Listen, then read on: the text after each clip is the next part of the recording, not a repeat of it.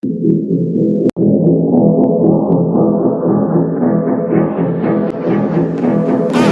beat crazy, huh?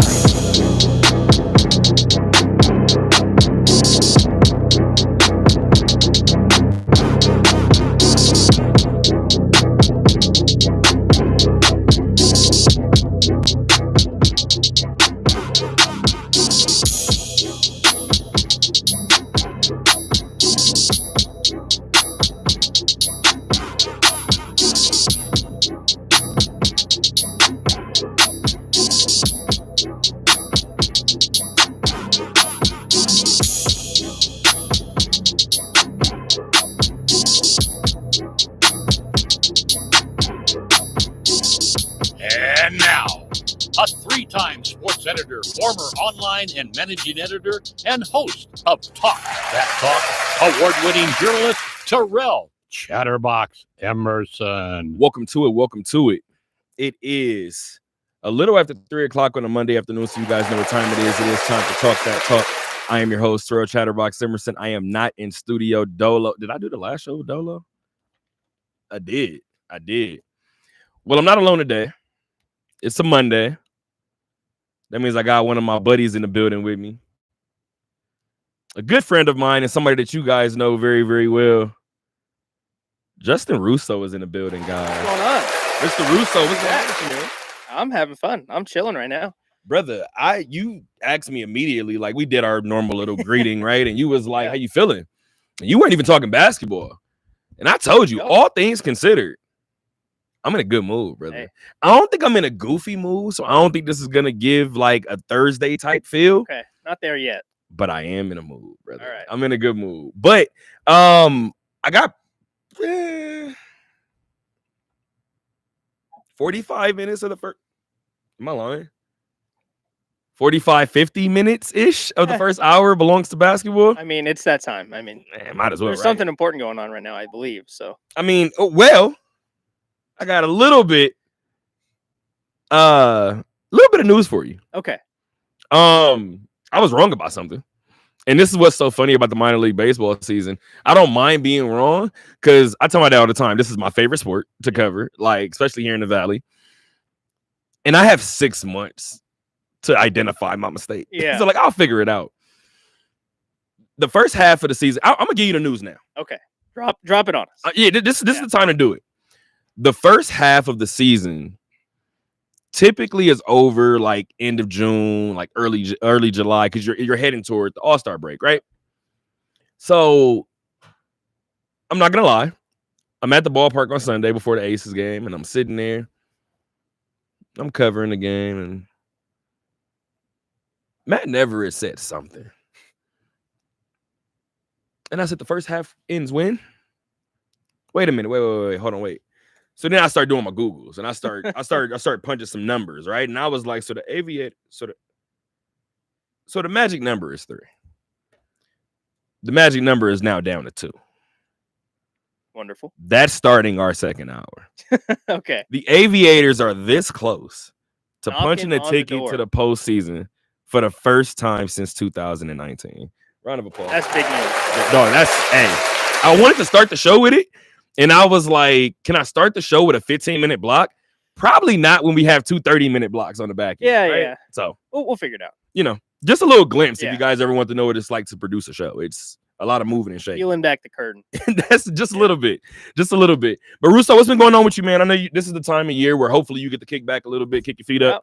Have you been able to do that a little bit? A little bit, yeah. I'm enjoying some good hockey, good basketball right now. The finals are kicking off. I mean, it's we're getting down to the nitty-gritty right now in 2 good series. So if my mom texts me, then we'll go from there. I told you I'm in such a great mood. Like I'm willy-nilly. we're dog. flowing right now. Absolutely. Stream of consciousness. My mom didn't. I know my dad called me this morning and said he didn't have one. Okay. My mom didn't send me a fresh batch, so I think I'm chilling for now. No reserves you can dip into, or Let me go ahead and run through. You're right. Let me run through. I see fresh one batch, I see one that I might see. Let's see what we got. Let's see if she got something in here. But I am gonna let you do this since I did say we have about 45 minutes, 50 minutes in terms of the first hour of basketball talk for the most part. You already mentioned what the other 15 to 10 minutes is about. I said it once. I'll say it again. I don't watch much Eastern Conference hockey. Yeah. Right. I watch Ovi because he's Ovi. I think Sidney Crosby This was fun to watch. Yeah. Yeah, word, right? I think Sidney Crosby is one of those. So I'm always going to watch Sidney. The past couple of years, for obvious reason, I've been watching Florida, and I'm like, hey, they're scrappy like us. They don't go away like us. Never. They keep popping up like us. I like them to win it all. Yeah. And that was last year. And now you get to this year. And everything that I said 20 seconds ago is applicable again. Yeah, it is weird how it feels like, and earlier in the series, it felt like both teams really didn't learn from last year. Florida not needing to learn a whole ton, right? They won. But for Edmonton, getting goaded in all these penalties and kind of playing into that Florida game and retaliating, it's like, guys, we just did this 12 months ago. Like this, you know how close you were, and you knew some of the things that could get you over the hump, and now you're just falling right back into these same traps. And for the Oilers, you look at their 2 wins in this series, and it's 2 overtime wins. And they had a big loss, of course, in game 2, lost in overtime one other time, lost in overtime in game 2, had a big loss in game 3. And then the most recent game, another just kind of blowout for Florida. And that's 2 times now Florida's gone into Edmonton and won. And they just don't really care where they are. They don't care what the circumstances are. This is a very, very battle-tested team, and they're going to do whatever it takes to win. And I'm hoping we get 7. I think everyone outside of Florida hopes we get 7 because it would just be fun. It would be the best case scenario to watch. But I don't know, man. Going back to Florida, that's going to be a raucous environment for that game. And it just depends on what Edmonton's mentality is like right now. Do they kind of sink back into where they were last year, and do they start to have that doubt creep in, or can some of these older guys rally around like McDavid and Draisaitl? And Corey Perry's been a big vocal guy in that locker room. He was big for the comeback win that they had. Can they just find a way to dig themselves out of it? But how about Draisaitl, right? Oh my gosh, yeah, the overtime goals that he's produced. I mean, the talk of the Oilers heading into the final was that they had the depth. They're not top heavy. They have all these guys, and now all of a sudden it's going away a little bit, and you're like, all right, like McDavid. Well, we know we have these guys. McDavid and Draisaitl are getting it done. I mean, no Zach Hyman. He's been injured. That's a big loss. But some of these guys just aren't producing, and then you throw in a Florida team that's pretty much the same as it was last year, and you just drop in Brad Marchand, who's all of a sudden having a late Conn Smythe surge, even you could argue right now with a couple of goals he's had. I mean, he's played such a pivotal role in this final too. So he had 2 in the last game. I wanted to be sure. I mean, the second one was a nasty goal too. Around Jake Wallman through the legs of Cal Pickard as well. So as the Oilers are reeling with decisions in net and how do they handle Florida, the Panthers just seem to truck right along. And this is you start to think of teams that have been dominant in the last 10, 15 years of the salary cap era, of the Lightning, Penguins winning back-to-back, the Blackhawks, the Kings. I mean, this Florida team is already among those teams in terms of being to 3 straight finals. If they win this one, and it looks like they're in a pretty good spot to do so, we're going to start a dialogue is basically what I'm saying. There's going to be a conversation about the all-time standing of this Florida team by the end of it with how well they're playing. So I have two things that I kind of wanted to throw at you, and we'll see how you feel about it. The first one was actually going to be the second one originally, but you brought up something, and I thought it was a very poignant question. You said, does Edmonton start to sink back into where they were last year? Yeah. And the camera was on you. Obviously, the spotlight was on you, but I'm sitting there staring you in the face, nodding my head. Yeah. This last one felt different. And I said it last year, even though my gut was leaning, and I got to go see exactly what I put on wax. Yeah. My gut was telling me Florida, right? And this goes back to my analytical brain, right? I said at some point the cup has to return to Canada. And last year with the way McDavid was playing, I was like, this is when you go do what I told Luka to go do. Yeah. This is what happens when Patrick Mahomes goes out against the San Francisco 49ers. You go get one that's probably not yours. Yep. And it didn't turn out that way. So now you get an opportunity this time around. I think what you said before, it kind of adds to this. I mean, the home losses obviously hurt, right? when we do win, it's like, dog, it's by the hair of our teeth. Like It feels like we don't feel like we're better than them at any point. it feels like putting together a 15-play, 80-yard drive, and then the other team returns the kickoff right away, and you're just like, all right, back to square I'll one. tell Here you we go. what, since we're talking fandom, when I was in 11th grade, it doesn't matter because we know how the game went. It might have been 10th grade. I remember the Giants had their wild card run, right? Came to Green Bay. This was Eli's year. Excuse me, this was not Brett's year. This was Aaron's year. Okay, yeah. So There's two I'm like- Giants wild card runs we have to go through limbo. yeah, unfortunately separate, but I think like more gray hairs might have just sprouted as you said that. they just grew. Just instantly. Yeah. But it was Aaron's NFC championship, Yes. or well, let me not say that. It was Aaron's Eli running, My problem right? now, so. Yeah, this is all. I don't know what the hell is going on anymore. But I remember specifically that game. I had all the confidence in the world. That opening drive, they went out there and started to piece us up, and I was like, this ain't looking this don't right. feel right. They ended the drive with 3 points. Yeah. I walked around the house like, that's a loud ass 3 points. Yes. You did all that for 3 points. We know how it ended, but so not the point. Anyway, I say all of that to say that's kind of the way Edmonton's wins have felt. Like, obviously, you're not going to get any win that doesn't hold some weight, right? It's finals. It matters. Let's go back to game 1 of the NBA finals. We'll get to that in maybe about 30 minutes or so. Yeah. But if I'm OKC, you needed a game winner. Yeah. I'll figure it out. All we need is one in your home building. We'll figure it out. So they didn't overreact to that. I think Florida didn't overreact to not 1, but 2 losses. And imagine how, I remember watching game 2 in overtime as well. And I remember Brian Boucher and Eddie Olczyk debating during that overtime. Brian Boucher thought he thought that was the series right there. If Edmonton won those first 2, and Eddie Olczyk kind of pushed back, and he's, okay, Florida's a battle-tested team. I think they're going to be all right. But just thinking back to what ended up happening, Florida getting themselves back in the series and winning. But yeah, it's been such tough sledding for Edmonton to get anything going in this series, and it's frustrating to watch if you're an Oilers fan, because again, I couldn't imagine. You're watching McDavid and Draisaitl, and it's just like there's just nothing else. There's no hope for them to pull something out of their magic bag of tricks and get something done, because they don't have the goaltending that they need right now, and Cal Pickard and Stuart Skinner going back and forth, and it just seems like Florida is just clicking on all cylinders, and they were already a team that was moving pretty well, and like I said with Brad Marchand, it's just a hero now has emerged in this postseason when it's been Tkachuk and Barkov and all these guys, and they just have a new problem on their hands.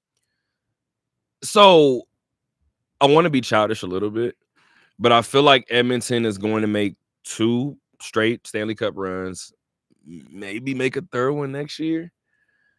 We're doing all of this for the Cup to return to Canada through Toronto, right? Like, I just feel like we're doing a whole lot of like moving and shaking for Toronto to be like, all right, 2028, give it to us. I don't know. There are lots of questions there as well with Indeed. Mitch Marner and what happens there. I wonder. Look, dare you say Calgary before them? I'm just want to saying, name another Canada team. Connor McDavid and Leon Draisaitl. How much longer do we do this if we're not winning? Obviously it's tough to say blow it all up when you get to game 7 last year and you're at least game 6 this year, and you're 1 to 2 games away from winning the Cup in back-to-back seasons. But it kind of reminds me of all the teams over the years that tried to beat Tom Brady. It's like, well, are you really that bad, or are you just running into Tom Brady right now? Like, is there anything more you can do with your roster construction, or are you just, it sucks to suck that you're in this era and you're just not going to win? Like, is that just how it's going to go? So ask everybody that was in the Eastern Conference from 20 yeah, pretty much the same thing. My second point, and we can get out of here in terms of this hockey talk, but I thought I was going crazy, but it has taken everything in me. It is truthfully taking everything in me not to go place bets on every single one of these games. Now, let me tell you why I'm trying not to be childish. Because it's not that I'm betting on like a certain prop. It's not that I'm betting on a certain team. Yeah. Oh, let me take that back. I am betting on a certain prop. I'm not betting on a certain player prop. But I've been in the bar a decent amount recently. So I'm in the bar recently and I'm doing dishes, right? I look up. They said the over-under is 5.5. This was like game 4. been a lot of goals in this series. I said, do I go put my rent money on this? I said, what the hell are you guys talking about? And I said, the one game that I bet, watch it be 2-1. Yeah, Watch it be. So I've stayed away from it the entire time, but I've been sitting there watching the over-under all series. Like, I mean, you must wield a lot of power then. If you want a low-scoring game, you know what to do, right? I mean, if you want a 2-1 game 6, hell no. I started to entertain what you said. Nope. maybe reverse psychology. You go one way, and I don't know. Then you get into the weeds there a little bit. Now I'm over here watching the game with a different level of panic. Like, that's hilarious. You went from no vested interest to being angry at everything now. Yeah. Florida's 2 minutes in, or 2 minutes away from winning the championship, and I'm like, I just need one more. Yeah, Guys. Where's the extra empty netter I need? Somebody, please. Yeah. Oh my gosh, that's hilarious. When is game 6? I believe it's tomorrow. Game 6 to be tomorrow. That day off yesterday kind of threw me. I'm in the rhythm of game, I'm and trying to gauge this one the same way that I'm gauging tomorrow, the NBA by the way, finals, yeah, obviously, right? Because game 5 of the NBA finals is tonight. Yeah, we're a little behind, so I'm like, there we go. Yeah. We're figuring it out. But we are going to start basketball talk now. But we're starting local. We're starting with these Aces, man. A 76-70 loss to the Phoenix Mercury on Sunday. I'm going to be honest with you. I say this a lot, right? And there usually comes a time where in my summer in general, like everybody usually knows now that my summer is not the free time that it used to be. My summer is usually my most busy. I had Aces on Friday. Actually, let me give you the week real quick. I had Aviators on Tuesday. Keep in mind, even when I'm not at the Aviator games, I'm still watching from wherever I'm at, right? So Aviators Tuesday, Close the Bar Wednesday, Radio Show Thursday, Aces Friday, Nighthawk Saturday, Aviators Sunday morning, then the Aces Sunday afternoon. Not gonna lie, I'm sitting in the post-game presser after the Aces on Sunday. I'm sitting next to Chris Wynn, right? Shout out to Chris Wynn. He looks over at me. He says something to me. And you know how you know somebody's talking to you and you just don't hear it? Yeah. I looked right at him. I said, brother, what am I doing? And he just started laughing. He said, it's been a long day for you. I said, why? What am I doing? You just woke up in that moment like, whoa. I said, here I am. It was in that moment. I was like, I've been moving all day on muscle memory. Yeah. I said, I left been through these halls enough. Nowhere to go. Absolutely. Went through the Aviator game left the Aviator games 7th in the stretch. 7th in the stretch. So by the time I got to the Aces, right as they were tipping off, I think the game ended. So I was like, cool. So I pull out my lineup card. I'm trying to finish this, but the first quarter started. I said, too much going on right now. Yeah. I said, I need a second. So I had to close up my little what's it called, and I was like, I got to pay attention to the first quarter first. Yeah, I don't know what's happening. Gonna watch the game I'm here for, yeah. Yeah, I'm like, this is a little too much for me. That's why by the time I got to Chris, I said, buddy, what am I doing? Why am I even, what is happening? But yeah, man, Sunday, I'm trying to put into words. Let me ask you this first before I do anything. Okay. On Friday, that game against Seattle, or not Seattle, geez Louise, why am I blanking? That game against Dallas. Yeah. Did you come away from that game feeling any different than you felt going in? I don't know. I mean, Dallas is they are what they are. They're 1-11. Page came back. It was funny. I don't know what game was on Friday, but I saw your live tweet of the game about, I think they went on an 18-0 run, Dallas did, to start the second half. And I wasn't completely paying attention to it. And I was like, oh, it must be a rough day. And then I saw, oh, they won. I was like, oh, what happened in the game? So then I went back and watched. I was like, that was quite the way to get there. But it does feel like one of those it was harder than it had to be. Boom. So I'm happy that you said everything that you just said, right? So I'm sitting at the game Friday. And if you watch the show on Thursday, I was like, hey guys, like if there's I always refer back to the Dexter's Laboratory panic button, right? Like, I'm hitting it. Yeah. Like I know it's early. I'm gonna hit it though. I'm gonna hit it right now. Like the team is 4-4, and we're sitting at a point where every game, and Becky talked about it. Actually, she talked about it this year. She said, I'm still waiting for a complete 40, right? Yeah. There were times last year, even in the first 10 games, where she was like, had about 30. had about 35 tonight. Yeah. I don't know if she's like the complete half yet. And that is what sticks out to me, right? So that's the way I felt Thursday. That was my whole diatribe Thursday. I'm Yep. pretty sure I did the show alone Thursday, Yeah, and I so, still yeah. did the show about an hour and 47 minutes. So Yeah, it lets you know. a lot to say. It lets you know kind of where I was going, right? And I feel like Talk to too, me. from the Golden Knights perspective, Yeah. having a team that won the championship, right? And I feel like that year after you get a little grace. And I feel like for both sides, we heard that of like, all right, they're not putting together everything they should right now, but we trust them. They're going to get there. And I think on both cases that, for the Aces at least, that third year, and for the Knights that back-to-back year they attempted, didn't go their way. And I think both came away being like, all right, we maybe thought we could kind of just coast on what we had done, and we need to lock back in a little bit. And I think Vegas, the Golden Knights side, did that a little bit this year. Didn't result in a championship, but I think over the course of 82 was certainly a lot better. Yeah. Pacific Division champions. And I feel like the Aces are still kind of trying to find their way out of that mud of getting back to where they were. And we've talked about this too with Jewel coming in, and there's new pieces and everything trying to fit. Like, what's her ceiling game to game? And now, of course, Asia has been dealing with this injury too. So the continuity's been a little rough, but it's just not all come together yet. Now, going into that Dallas game, I feel how I feel, right?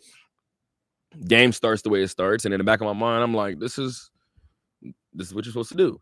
Now, real quick, just rapid fire, but I'm going to talk about the Aviators any chance I get. So let's do it. Let's do it, yeah. When I was sitting next to Chris Wynn, we were talking about the Aviators, and I'm like, yeah, first half wraps up next week. Like, this is what it looks like. This is what they could do. This is what the scenarios, Yep. whatever. I sat there, and he was like, he told me what OKC was in their last 10. I laughed. I said, you want to know the funny part? I said, look at the bottom of the Pacific Coast League West. It's Tacoma in 4th, and it's Salt Lake in 5th. They just played Salt Lake for the first time, if I recall correctly. They swept them. So that's 6-0. They already swept Tacoma this year. That's another 6-0. They just also beat Tacoma 5-1. So I said those bottom two teams, they're feasting. The Aviators are 17-1. Yeah. And he was like, damn, like, you're supposed to beat the team you're supposed to beat. And I was like, no, but when you do it at this rate, I'm not gonna lie. Like, the Comets can go and win the next 2 or 3 games. I don't really see the Aviators losing this series to Sugarland. And that's what would need to happen, right? And I'll tell you why, too. They got a little wiggle room. I'll tell you why. And you might have been on the show when I referenced this original thing, too, when I get to hour 2 about the Aviators. But the reason why I bring that up is because first half starts, right? Yep. Game looks the way it looks, and not to sound like that, but you just brought it up. This is a 1-10 Dallas team that's coming in that just picked number 1 overall the year before. So we know what it is. Should be a penciled in victory. Well, granted, I said it should be a penciled in victory against the Sparks on Wednesday. Yeah, fair.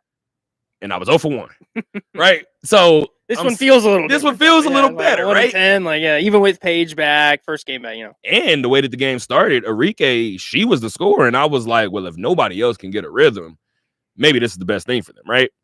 So third quarter starts. You're absolutely right. I look up and it was about a 7-0 run, and I was like, okay. It was a 9-0 lead or 9-0 lead. It was a 9-point lead at halftime, 49-40. Okay, cool. I looked up again when it was 18-0. And I was like, what is going on? And this is why I hit the panic button Thursday. Yeah. And that was my takeaway. So the team comes back. The team has a hell of a save, right? Ends up getting that victory. I think my gut started to take over again. And I'm sitting there and I'm like, see, that might be a gutty win. I'm adding more salt on it because I'm like, they did it without Asia. That's going to be a confidence boost. Yeah. Jewel balled out. This could be a moment, right? I hate to say it, and then Sunday happens. Yeah, it's one of those in the moment where you try to find the positives, and then you're like, why did this have to be a moment, though? This shouldn't have been a moment. Like, let's do this in a different scenario, in a different context, against a different team, and now it becomes a foreshadowing of what was to come rather than a gritty win, and you're pulling all these things out of it, and it just becomes okay, is this a trend now that we're picking up on where we're gonna have to kind of dig ourselves out of this a little bit? And like you said on Sunday, more of the latter. So I also said 4 games in, I think 3 or 4 games in, I said that I think I figured out what obviously is multiple ways to skin a cat, right? But Yeah. you can always find the Achilles heel for a team early. I don't know if you remember the Aces' second title. Was it the second title? I want to say it was the second title, low key. That was Candace. Yeah. Yeah, the second one was She got hurt. Yeah. I thought so. Even with the way that season was going to start with when you said when Candace ended up getting hurt and everything else, but Candace was trying to figure out her footing, no pun intended, early, right? Remember when that team was turning the ball over like 13 times a game and I was like, it kind of doesn't matter. Yeah. Like game 3 or 4 this time around, I said, no. This year, they turn the ball over 12 or more times, they have no shot. Yeah, they had enough firepower then. It was just like, it felt like it they'll didn't get out matter. of it. Yeah, they'll find a way. They had 22 yesterday. I'm not going to hold you. I'm big on turnovers. I'm big on plus minus things like that. Dog, I told you, I'm burned out. I'm in the post-game presser. I don't know if I have the first question to Becky or not. I think Callie does. Shout out to Callie Finn, right, from the RJ. I'm sitting there. Callie asked the question. Dog, Becky said 22 turnovers. I was typing. I just looked up. That catches the ear a little bit. I said, where's my stat sheet? I said, there's no way in hell there was 22. Typo, gotta be. Instantly, I had no more questions. Yeah. I said, everything makes sense. You guys have no shot if you turn the ball over this much. Yeah, I mean, that's you need to be a team like they were in that second year championship to have any chance. And like OKC and what was it, game 1 or 2 where they had 18 turnovers or whatever in the first half and they were still in it. Yeah, and you're like, okay, well, they have to be a great team like they are to even be in this game right now, because most teams are going to be on the other end of what we've seen so much in the playoffs. So you turn the ball over like that and you're down 30 at halftime and the game's over. So when you don't have that kind of skill or that gap and talent, it just goes awry so quickly. Yeah, and I mean, you add to the fact that Satou Sabally had 18 in the first half. And you tell me how you feel about this. Because I didn't know why Jewel and Chelsea didn't answer it. Like, obviously they were gonna answer it, but it was almost like a hesitation moment. And I'm happy that Becky jumped in. But when everybody first sat down, we were doing player questions first, right? So I said to either player, I said Satou had 18 in the first half. What was the halftime adjustment? And obviously, what was she doing to be able to get free in the first half? And Joe looked over at Chelsea, and it was kind of like a snicker, like back and forth. And I was trying to figure out if they were trying to figure out what Becky said at half, like whether we say it. And Becky was like, we were physical with her. And when she said it, I was like, yeah. Every screen Satou shot behind in that first half, nobody fought through a screen. Yeah. So Becky was like, the moment we touched her, I mean, then now she misses one. Yeah. And she even said it. She was like, she missed 1 or 2 open when still, but we made her feel us a little bit more in that second half. Now, here's something. Let me get my timestamp right. I want to make sure I look this. Yep, want to get this one right on time. All right. Because I've gone on record saying that Arike Ogunbowale is my favorite player in the league. I've said that. Ryan Howard, because I feel like they're damn near like a mirror image, is probably number 2, right? Yeah.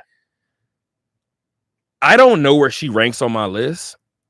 And this is why a lot of people that I talk to in the NBA feel the way that they feel about her. There's no way in hell I'm on any pickup court in any gym ever, and I'm not getting Alyssa Thomas. I mean, you've been on the Alyssa Thomas train for a long long while. Years, yeah, bro. This goes back. I don't know where she ranks on my top 5, like just favorite players. I was watching everything she was doing yesterday and was like, God, dog.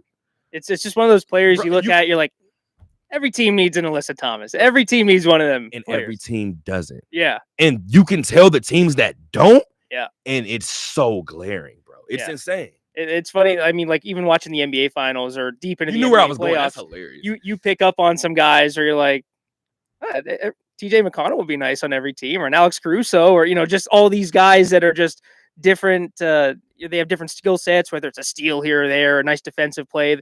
you might have 9 points, but you're like, damn, that was a solid ass 20 minutes you played tonight. That was great. Absolutely. Yeah. First of all, of those 9 points, you hit 2 threes. They called timeouts after both of them. Yeah. Necessary. Perfectly timed. Like we needed those, right? But this Vegas group, I'm gonna go out on a limb right now, and I said this before, but I'm gonna round of applause for Jewel Lord. I think, and I said this before, and I said this on Thursday before, right? I said if Asia's hurt, I can't wait to go clip this up. I said if Asia's hurt, you obviously want her on the floor, right? But with the way that this team has been playing offensively, like last year, the issue was the defense. They would score 90 points, give up 98. Yeah. That's not happening this year.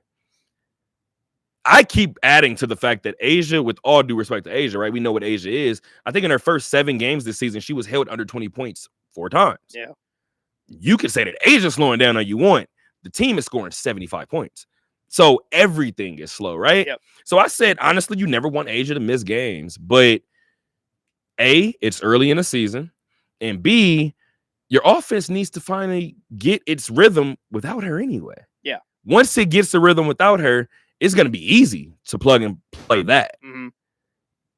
But with her already installed, I don't know how long it was going to take Jewel to find her spot. I watched Jewel take like 3 floater threes. She hit 2 of them yesterday, and I was like, she takes one of those a game when Asia's there. Mm-hmm. And it's not a knock to either one of them, but it's like, dog, if I got a 3-time MVP right there, it's human and this nature. is her team, yeah. I probably should give the ball up. Mm-hmm. But the way that I've watched Jewel play the past 2 games, and I said it on Thursday, if this team walks away with a 1-1 record, that still may ultimately be the win for them. Yeah, I feel like you see that a lot with new players coming in. I mean, I think similarities with like hockey and basketball, where we hear so many times with the Golden Knights, like Victor Olofsson, a guy that came in, like the messaging around him, and he was on Jack Eichel's line for so long, where it was like, oh, let me feed Jack Eichel. And they're like basically yelling at him, please shoot you have an amazing shot. Shoot the puck. We want you to shoot. I don't care if I score, just shoot the puck. And the same thing here. And you see it in basketball a lot too, where like you said with Asia, yeah, I'm going to defer to her, and if she's in the low post, yeah, I'm going to feed her the ball because she's Asia Wilson. But I'm sure she's encouraging Jewel to shoot. I'm sure that her teammates want to do it, and I'm sure you want to do. Look, Jewel's a great player in her own right. She knows how to score in the WNBA, but sometimes it's like you said, a new scene. You're trying to fit in. Like if you're not in a rhythm like you feel like you should be, then you don't want to start chucking up threes and end up looking and you're 2 for 8 on the night, and you feel like, oh, we lost because I didn't make shots. So let me just give it to Asia and we can try to salvage it, and I can find my rhythm later. But I think without Asia in the offense, that kind of just puts more pressure on everyone to, okay, like go out and blossom now. Like this is your time to shine. Go take those shots, go make those plays. And hopefully when you plug Asia back in, it's not like it's this argument here with like LeBron all the time. Like, yeah, I can drop LeBron into any offense and he's probably going to be fine and they're going to figure it out. Like we got a sweepstakes for KD going as we speak. Yeah, like Asia, she's going to be fine and they're going to find that rhythm once she gets back. And hopefully it's an upgraded version of Jewel when she does come back. That's the thing, right? It has to remain an upgraded version of Jewel. So I told my dad this story, and I said, the first game winner that Jewel hit, because she's already in a down year. Yeah, let me not do that because it is a down year. Yeah. It's a down year, right? Offensively, shooting wise, it's a down year so far. She's hit 2 game winners already. Mm-hmm. Now, the first game winner that she hit, I told my dad, I said, this was after the Dallas game, I think, where she hit her second one. And I told my dad, I said, after that game, somebody talked about the play, and Jewel said when everything was kind of like not necessarily going right in the first half, she said Asia kept telling her to shoot. Yeah. She said, and I was like, okay. Reluctantly, yeah. So everybody hears it. Everybody hears the same damn thing that I heard. And that was the only time this year that I paused. I lied 2 more times. Or it was 1 more time. I watched the game where Jewel didn't shoot in the first quarter. And like Jewel had like 3 assists, and I was like, "Oh, you're looking at the box score. Like you could say it's in the rhythm of the game." I didn't believe it. So, and I think the team record factors into that too. If this is a 7-1 Aces team, like maybe Jewel is more open to like, hey, like it doesn't matter if we lose a game. Like, just go out there and take 20 shots. Like, I don't care. Like, if we lose tonight, Great it's point. fine. But now they're scratching and clawing for position, and it's like she's feeling that push and pull of she thinks if she shoots more that it's going to equate to a loss, but she has to get back to that level of, look, we need you to be this certain type of player. So if you need to work through it a little bit, work through it, and eventually we're going to find that rhythm we need. And when Asia's not on the floor, you have no choice but to work. Yeah, through, right? You need to. So now I'm watching what I watched on Sunday, and I'm like, dog, she's gotten even more confident on Sunday than she was on Friday. Yeah. Like the second game without Asia, she was like, okay, I'm good. Like we can figure yeah. this out. So shout out to Chelsea Gray, obviously 20 points, 10 rebounds. How often do we see point rebound doubles from her? Yeah. But I also think that that's something to kind of highlight too. If I recall correctly, when I did my story, Jackie led the team in assists with 5. And no disrespect to Jackie, right? But just like Becky said, Jackie or Chelsea needs to lead the team in assists. I said it already coming into the season, and I need another thing I need to go clip up because it appears I was right. Jackie was gonna take that extra step. I said it before. Kelsey was the dog to look at Asia and be like, move. I'll figure this out. Give me 3 straight possessions where you move. Jewel isn't gonna do that yet. Jackie is now gonna be like, cool, give me the ball. Move. I'll do it. I'll do it. I'll be the one to do it. So because of that, I'm not expecting Jackie to go give me 6 assists a night, right? Now, if you come into your game and on your perimeter, on your scouting report, you don't put your best defender on Jewel, you're going to put your best defender on Jackie. Okay, Jackie, now I'm expecting 6 assists, right? Now you can go be the number 1 overall pick and showcase the point guard ability that you have in there as well, right? I just think Jackie is invaluable in a couple of different ways, right? So we know what she's gonna do. I think the biggest thing for me, like I said before, is Jewel gonna remain Jewel when Asia gets back? Because the other 2 things, I just don't know if we're gonna get an answer for, right? And that goes back to the Chelsea Gray thing. That's continuity on the offensive end in terms of the way that they run the offense. There is some ball pounding by Chelsea sometimes, but it's a whole lot of movement otherwise, right? I asked the question to Jewel about Kia because I don't think this team is even in the game on Sunday without Kia Stokes, right? 14 huge rebounds. I remember it 2 years ago when they won a championship, right? And then Kia got hurt toward the end of the year. But last year, Becky brought it up kind of with some more vigor. This year, she's almost saying it as a matter of fact. And I know that it's a thing for Becky. And I'm not even just on like personal conversations because I haven't had any personal conversations with her, but you can tell it's a thing. You'll ask her something about the offense, and she'll say, well, Asia's getting double teamed, or they're able to double on the pick and roll because they're not guarding Kia. Like it went from, hey, Kia needs to be a shooter. Kia needs to take 3 or 4 threes a game. In 2 years ago, and then last year it was like, well, I mean, teams are just refusing to guard Kia, so we're gonna have to get somebody in there that's gonna put the pressure on them offensively. This year, it's almost like I don't expect Kia to change. I've been here long enough to know that they're not gonna guard Kia. Yeah. I don't know that this team is talented enough or has the continuity. It's talented enough. I don't know if it has the continuity enough with that talent to make up for that.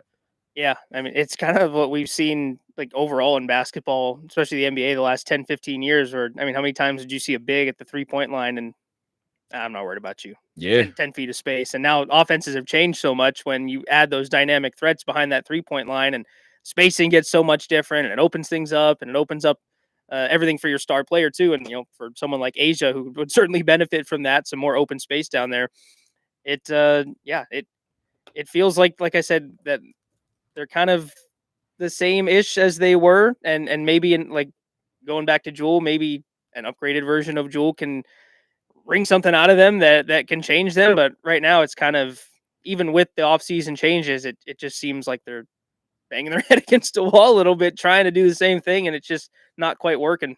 I will say this: Becky last year had a level of frustration early in the year that had me like, "Damn, dog! Like, what you know that I don't?" Yeah, and intensity. She don't have that this year. Mm-hmm. Like this one, I feel like last year she felt like I felt like she might have hit the panic button, whether she knew it or whether she wants to tell us or not. Yeah, She saw smoke way before there was fire. This year, I think she might see something or like smell something. I don't think she sees anything. I think that's why Becky is still like I've been around a heated Becky before. yeah, That shit is terrifying. Like Becky gets locked in to the point to where it's like, oh, you about to trade everybody. Like, okay, I see the way you talking. She's not there. Mm-hmm. And that I think should give all Vegas fans hope because when Becky identifies a problem, she'll say it. She hasn't said anything yet in terms of this problem. Now, here's the thing that I saw through last year. She said early, we didn't have that intensity in training camp, whatever. There was a point after the All-Star break where she was like, well, I think we found it in like October or in August, whatever the case may be.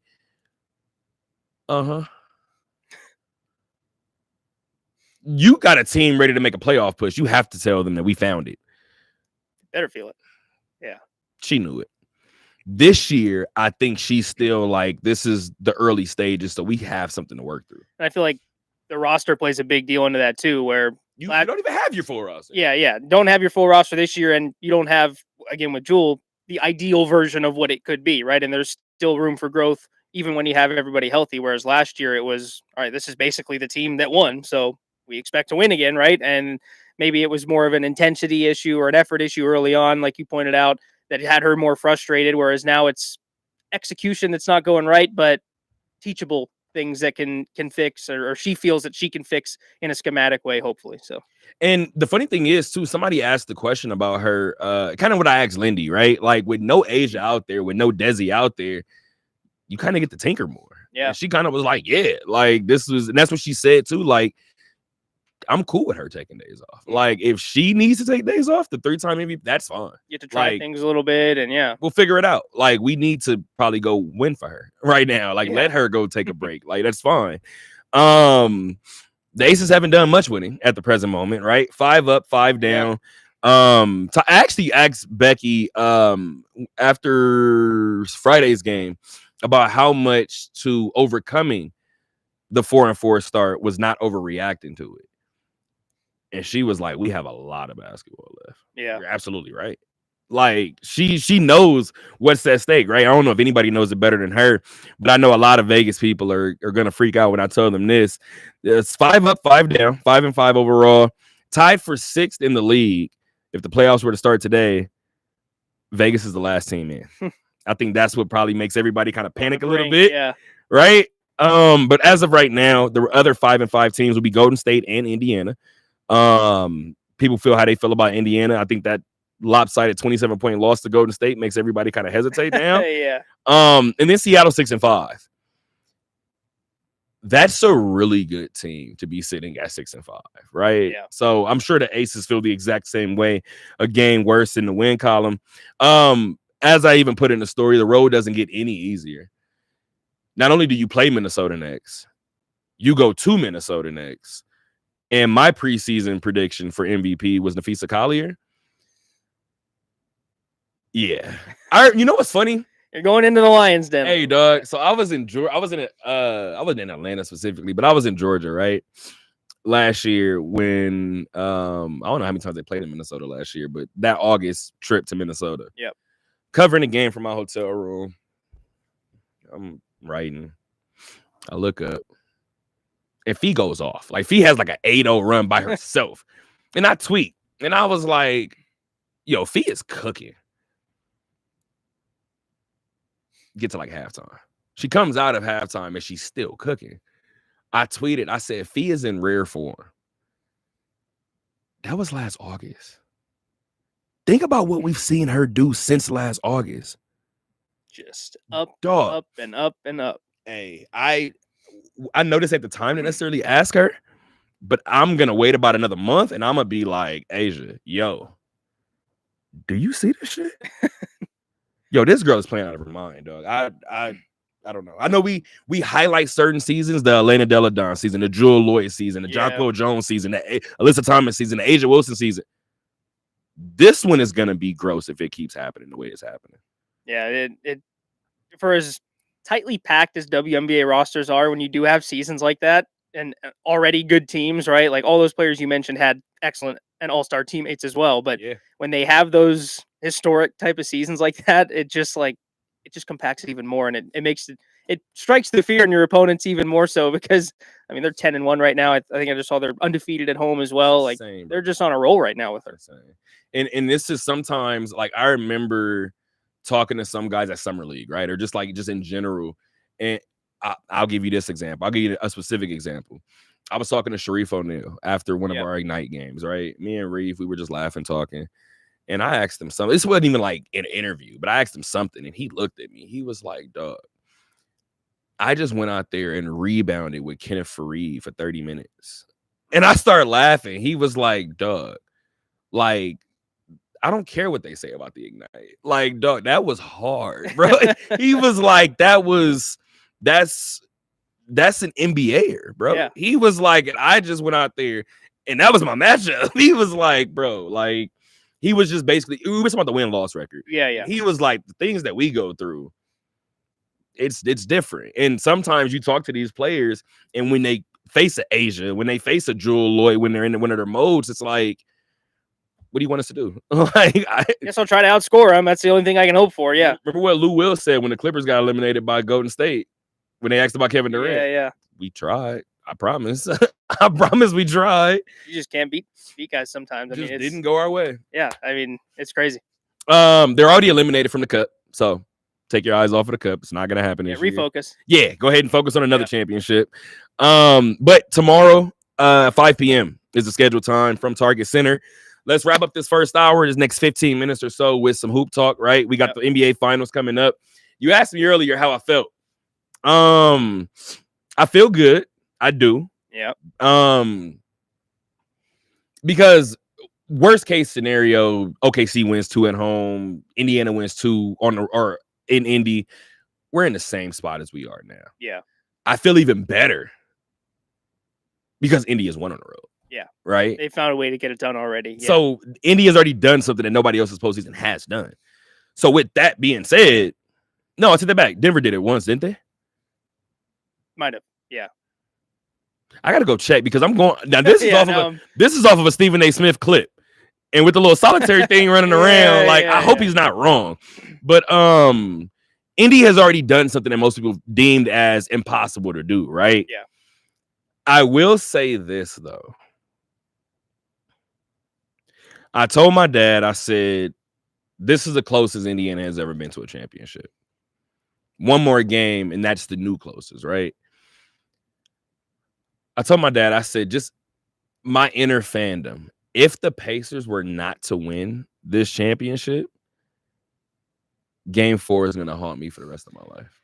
Yeah, they mentioned it on the broadcast, I think, and it did feel like the inverse of Game 1, where it was the Pacers were in control until they weren't.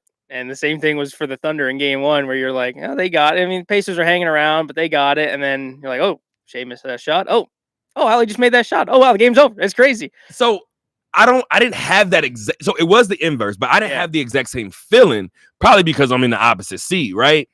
But even being a Pacer fan in Game 1, I was like, they've done it all postseason run, but I'm like, let's see if they can finish it off.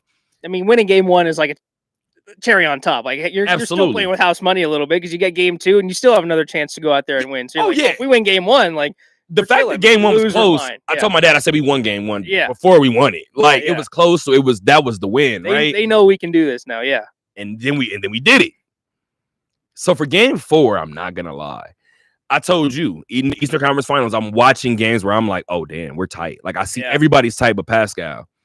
That didn't happen in Game 4. I will give the Pacers credit for that. Mm-hmm. That didn't happen. However, that fourth quarter moved in slow-mo, dog. I was like, oh, they're coming back. Oh, we're gonna fold. The lead hung around the same spot for so long that you're like, I just need like a 3 or 2 they shots never here. got I it. just get it get it up to 10 or 11, and never it could get it. just hung at 6 and 7. And you're like, this is like, I need some shot making here. Like I need something. And then Shea, of course, does what he does, and all of a sudden, Just under halfway there, just under 6 minutes left. My stomach started. I was like, I don't like it. Yeah. I said, this is going where it's going. Like, I feel like this. And then obviously 56 seconds later, Shea started. Right. Yeah. So And it's just one of those runs that he goes on. You're like, you just got to give him here that. we go. And for everybody asking, I've shout out to my friends. My friends have allowed me to just enjoy this as a Pacer fan. So thank you for that. But for the few people that did ask me about like the push off or like whether he traveled or whatever the case may be, when it comes down to championship plays in the finals, in the NFC Championship, AFC Championship, Super Bowl, ALCS, NFC, we can go through it, right? I never want the game to be decided on a call like that, even if it benefits my team. Yeah. Shea shouldn't have been in the rhythm. Was it a push off? Yes. Mm-hmm. But you know, it also was a push off when he did it in the first quarter, when he did it in game 1. Yeah. It's part of the game, dog. So, And what, even if he did make those 2, what about the other 13 points he made in the last? As unfortunate as it is, too, like, that's how they've officiated Shea the entire season. Like, I get frustrated with it, too, watching, because there are a lot of plays you're like, all right, this is... I mean, the foul baiting across the league has gotten pretty ridiculous. I know they've tried to clamp down a little bit on it, but it's just like, all right, if they're going to officiate it like that, I can't blame him for doing that. He won an MVP scoring 30+ points doing this all year. Like, they're rewarding it. So I don't think you were here, but maybe it was Thursday. I came in here and I said why I think Shea bothers everybody. Remember when I told you I was coaching middle school basketball and I kept telling my kids to go home and watch Chris Paul pick and rolls? Yeah. And they were like, why? And I was like, it's just decision making. I don't care whether he passed the ball, whether he shoots the ball. Yep. Look at the time. Everybody else on the court has no choice but to wait until Chris Paul makes a decision. Yeah. The game is literally in his hands. So I would have them watch pick and roll videos all day. Practice time, we ran pick and roll. Like I told them, yes, we're going to implement play. They're middle schoolers. I need you guys to know how to properly set a pick and come off of it. Like I need to properly instill this first. And I'm teaching footballers. So I'm like, we need to properly instill this first. I was watching game 3 and I was watching Shea come off the pick and roll. And I said, he comes off the pick and roll just like Chris Paul. Yeah. And then I thought about his first year in OKC and said, oh, he had Chris Paul. Yeah, who was teaching him all this stuff? That's crazy. This makes sense. Yeah, it is. It's Chris a Paul runs the pick and roll, and as soon as I feel the bump, it's up. Mm-hmm. Everybody hates it, but I'm one of those people. I've heard personal stories about Chris Paul. That's one thing. I've argued with NBAers about it. Well, not Chris Paul when he does, fam.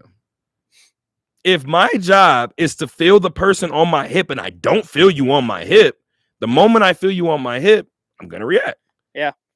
It is the classic example of don't hate the player, hate the game. I mean, what are you going to do? It's the same thing with James Harden when he was doing what he was doing. I mean, am I going to tell Shea to stop playing like that when he's 2 wins away from an NBA championship? And with an MVP? No one's putting the asterisk by the championship because Shea's a foul baiter. He's not going to, we're not going to count that one. Like, dude, everything's on the line right now. He's going to do whatever he can if they're not going to call it. And on top of that, too, I seen everybody was talking about his free throw attempts, right? Yeah. Somebody highlighted it. His free throw attempts over the last 30 years in terms of other MVPs, right? I think he was 5th. I think Jordan had more than him. James had more than him. Kobe had more than him. I think Dirk had more than him in 07. Okay. So those were the 4 I think that had more 30 years. I think so. Maybe a Jordan one was in there too. I can look up some numbers and maybe a Jordan one was in there too, but he was like 5th. Like wherever it was like 5th or 6th on that list. But he's not far and away ahead of everybody. No. Everybody makes it seem like, and I was obviously I watch enough basketball to know, but when I'm heading into the finals, I got people that are Laker fans, that are Thunder fans. I mean, not Thunder fans, excuse me, Clipper fans, even a couple of Nuggets fans tell me like, oh, well, Shea is going to do this, Shea's going to do that. I don't mind the way that Shea has been officiated in this postseason. or in this finals run specifically. I'm looking at him when he gets to the line, and I'm like, that was a foul. I'm looking at times when he doesn't get to the line, and I'm like, that was a foul. Yep. And then there have been times where I'm like, okay, that was the MVP's call. I don't think they've overdone it in this particular finals run, but again, similar to what you just said, if I'm him, do I stop? No. No. If I'm coach, do I stop him from doing? Absolutely not. No. I'm gonna let him keep doing what he's doing. But game 5 is tonight. I do like our chances. I've said it continuously. I like Indiana's chances only because I think there is a confidence that the team has, a silent confidence in Pascal, and I think it has its emotional and vocal leader in Hallie. So, and then I also think you have the heartbeat in terms of Miles Turner, right? I don't know if Miles Turner is a Pacer next year. So I think that's fueling this team too. So I love Miles Turner, but those were some loud missed threes in game 4. Oh, really loud. They were really loud, noticeable to a very large extent. Every time they needed a big shot, I was like, "Here's Miles gonna hit this." Oh, I was like, "Oh man!" But for 2 of the first 3 games, he hit everyone possible. Yeah, right. Exactly. So and that's the kind of the beauty of the Pacers is that anyone can get going at any time, and it just, that close in game 4 to where they just needed a little more, didn't have it. So it's not like he's ruining the series by any means, but in that specific moment, yeah. Yeah, no, definitely. Like you said, those loud misses, especially when Hallie gets the penetration, gets 2 defenders on him. Oh, you got to knock that one down. Yeah. Oh, I seen Andrew Nembhard pass up like 2 or 3 of them, and I was like, the game was also already at hand, but Benedict Mathurin had a rough final minute of that game. He did. But another guy who had 20 some, almost 30 points, and was a game 3, I think. 3. Yep, that was the first home game. Yeah, he and McConnell. Yeah, they were going off. So live with it. Yeah, and on top of that too, I tweeted it, right? First 5 minutes from Obi Toppin. I kind of hope the Pacers do win, obviously, but even more so because I want somebody to bring up that Obi Toppin tweet, because I was like, somebody get Obi out of the game. And I wish anybody would bring it up, and I would want to discuss it with Obi, especially after a championship. Go back and assess your first 5 minutes of the finals. I would pay anybody to go back and look at those first 5 minutes. Obi was throwing the ball all over the damn place. Yeah. He looked like he did not want to be there. Like Obi wasn't. Lou Dort was out hustling. It was bad. That first 5 minutes was bad. Calmed it down a little bit. And then everything went better for him. I don't think he's had a bad moment really since. He's had some shining moments. So yeah, the put back dunks, key threes. Like, he's been a good off the bench guy for them. A lot of Pacers made some money this series. I'll say that much. Yeah. And one thing I'm interested for tonight, I was going to say, is looking when I was checking back at the stats from game 4, I forgot OKC was 3 for 18 from 3. 3 made 3. So you could take that on both ways, right? If you're Indiana, you're thinking, okay, wow, we held them to 3 threes and we lost. But on one hand, you were able to do that. So if you can replicate somewhat of that performance in game 5, like, there's a pathway to success there. And I think for Indiana too, that there's no lack of confidence on that team to be able to go into in that arena, given what they did in game 1 and do just that. So you kind of just talked about it. One of the things that I saw Indiana do in the fourth quarter where they were too unselfish. Yeah. OKC gets too unselfish sometimes. So the best case scenario for what I believe the Pacers should do, especially in OKC when they're trying to get everybody involved, I don't want to say don't worry about it, but like the first quarter is going to be the first quarter. They might come out hidden. If you start to play the passing lanes, which I know Indiana does well, you said it before. If we force them into turnovers, I like our chances. And I've said it since game 1. I said it really before the series started, and people thought I was crazy. Because, yes, this is a much better team than the 2001 Philadelphia 76ers. Obviously. However, I don't think Indiana can survive Shea giving them 31, Jay Will giving them 20, Chet giving them 17, Kaysen giving them 12. They have to let Shea go for 50, and nobody else gets double figures. Yeah, Chet was noticeably better in game 4. And especially comparing the first few games of the series too, where it felt like he was struggling with Miles Turner's physicality down low. Like, he was getting 15, 16, but it was a quiet 15, 16 for Chet. He felt them. And J-Dub was having some struggles as well, but in looking at the numbers too, he was 11 for 11 from the line. So he got to the line a lot. He got a lot of chances too. So I think that's kind of the play, right? Like, Shea's going to have probably 25 at least, no matter what happens. So let Shea's 25 grow to 40 and keep everyone else at 10 to 12, and easier said than done, right? Yeah, absolutely. not rocket science, but it's tough. kind of my Denver theory, right? I always tell people all the time, respectfully speaking, when it comes to Jokic, if you're defending, like if you're the coach going in and you have to take one of them away, what do you take away? And most people are like, well, I mean, it's not a thought. It's his passing. Yeah. If he gets everybody else involved, you have no shot. They're going to score 130. Yeah. Why do they shoot 40% from three? It's because they're always open when they shoot the threes because he's finding dudes from ridiculous angles. Yeah. He's going to score 60 if I Yeah. him. 1-on-1. And I got somebody 6'8". Everybody else is locked up. Like, but there's no he's way gonna score 60, you're doing and they're going to score 90 as a team. We're going to win by 20. It's going to be fun. And then life is great. Mhm. And I'm in a post-game presser looking at the stat sheet like, yeah, no, I like what we did. Yeah, no, I'm actually that was a good takeaway. Film is going to be, and that's the way I think Indiana has to approach it, right? Really quick, into hour number 2 of the Talk That Talk radio show. I'm Terrell. That's Justin. This is episode 38 of season 7, episode 364 in totality of the Talk That Talk radio show. And once again, this show is being shot from the studio here at the Harry Reid Research and Technology Park here on Sunset, here in Las Vegas, Nevada. So we went a little longer on Stanley Cup talk earlier, which was fine. I wanted to do it. But one last basketball topic before we move on. Yep. You already know where I'm going. I'm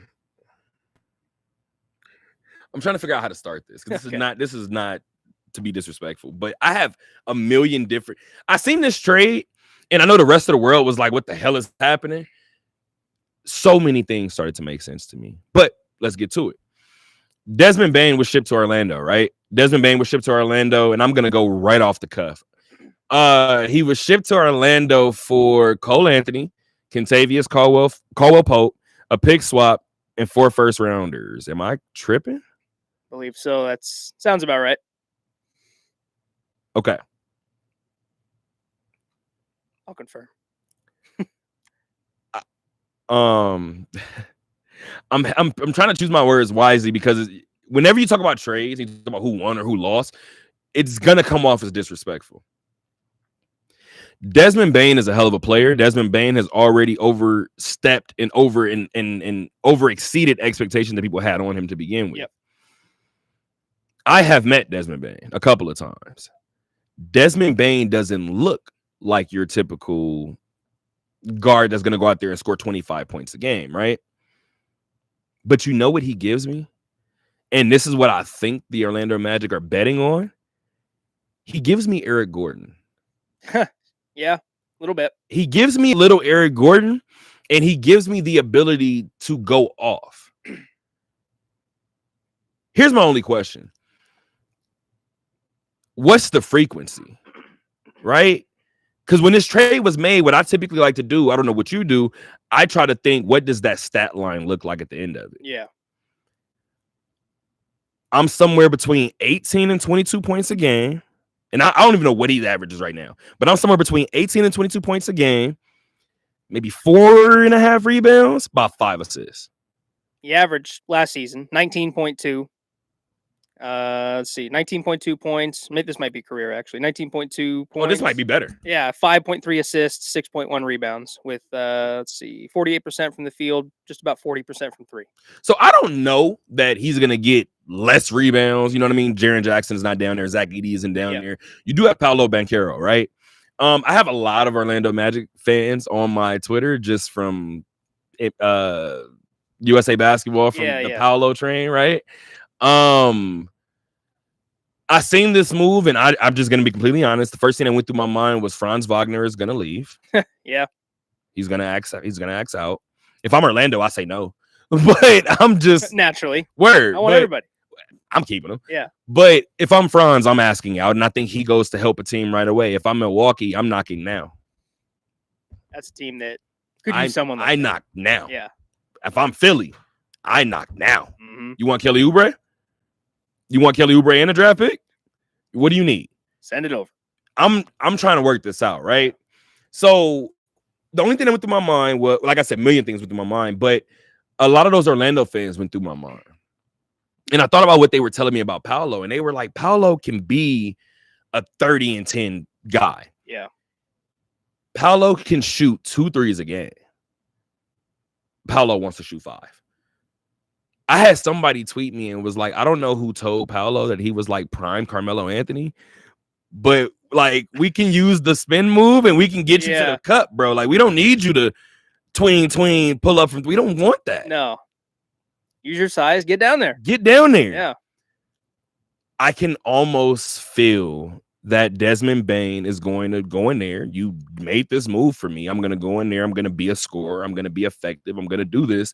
But on nights that Desmond Bane shoots the ball 24 times, I think this fan base is going to be livid, dog. I do. Yeah, it's tough. I mean, it feels like a bit of an upgrade, or in trying to think from the Magic perspective, I feel like they're just upgrading KCP a little bit. Some more ball handling skills, maybe a little better shooting. Yeah, for sure. Offensively, key caveat there. And Desmond is a dog on defense. Yeah. I just don't think people talk about KCP enough. Yeah, no, good point. Yeah, I'm in a KCP fan club. Yeah, you should. I know what he did. But yeah, that's a good point with the shooting frequency and looping it back to Jewel Lloyd and trying to figure out things and how's it going to fit in for a Magic team is trying to compete. We'll see if they figure it out sooner rather than later. I mean, you said about Franz, is he there? How does that look?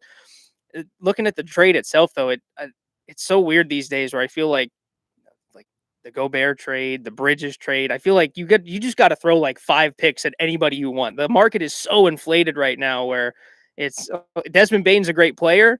But if I think in like a vacuum of like, okay, 10 years ago, what would I trade for a guy like Desmond Bane? A couple first-round picks. I'm not giving and granted, the Magic expect to be good.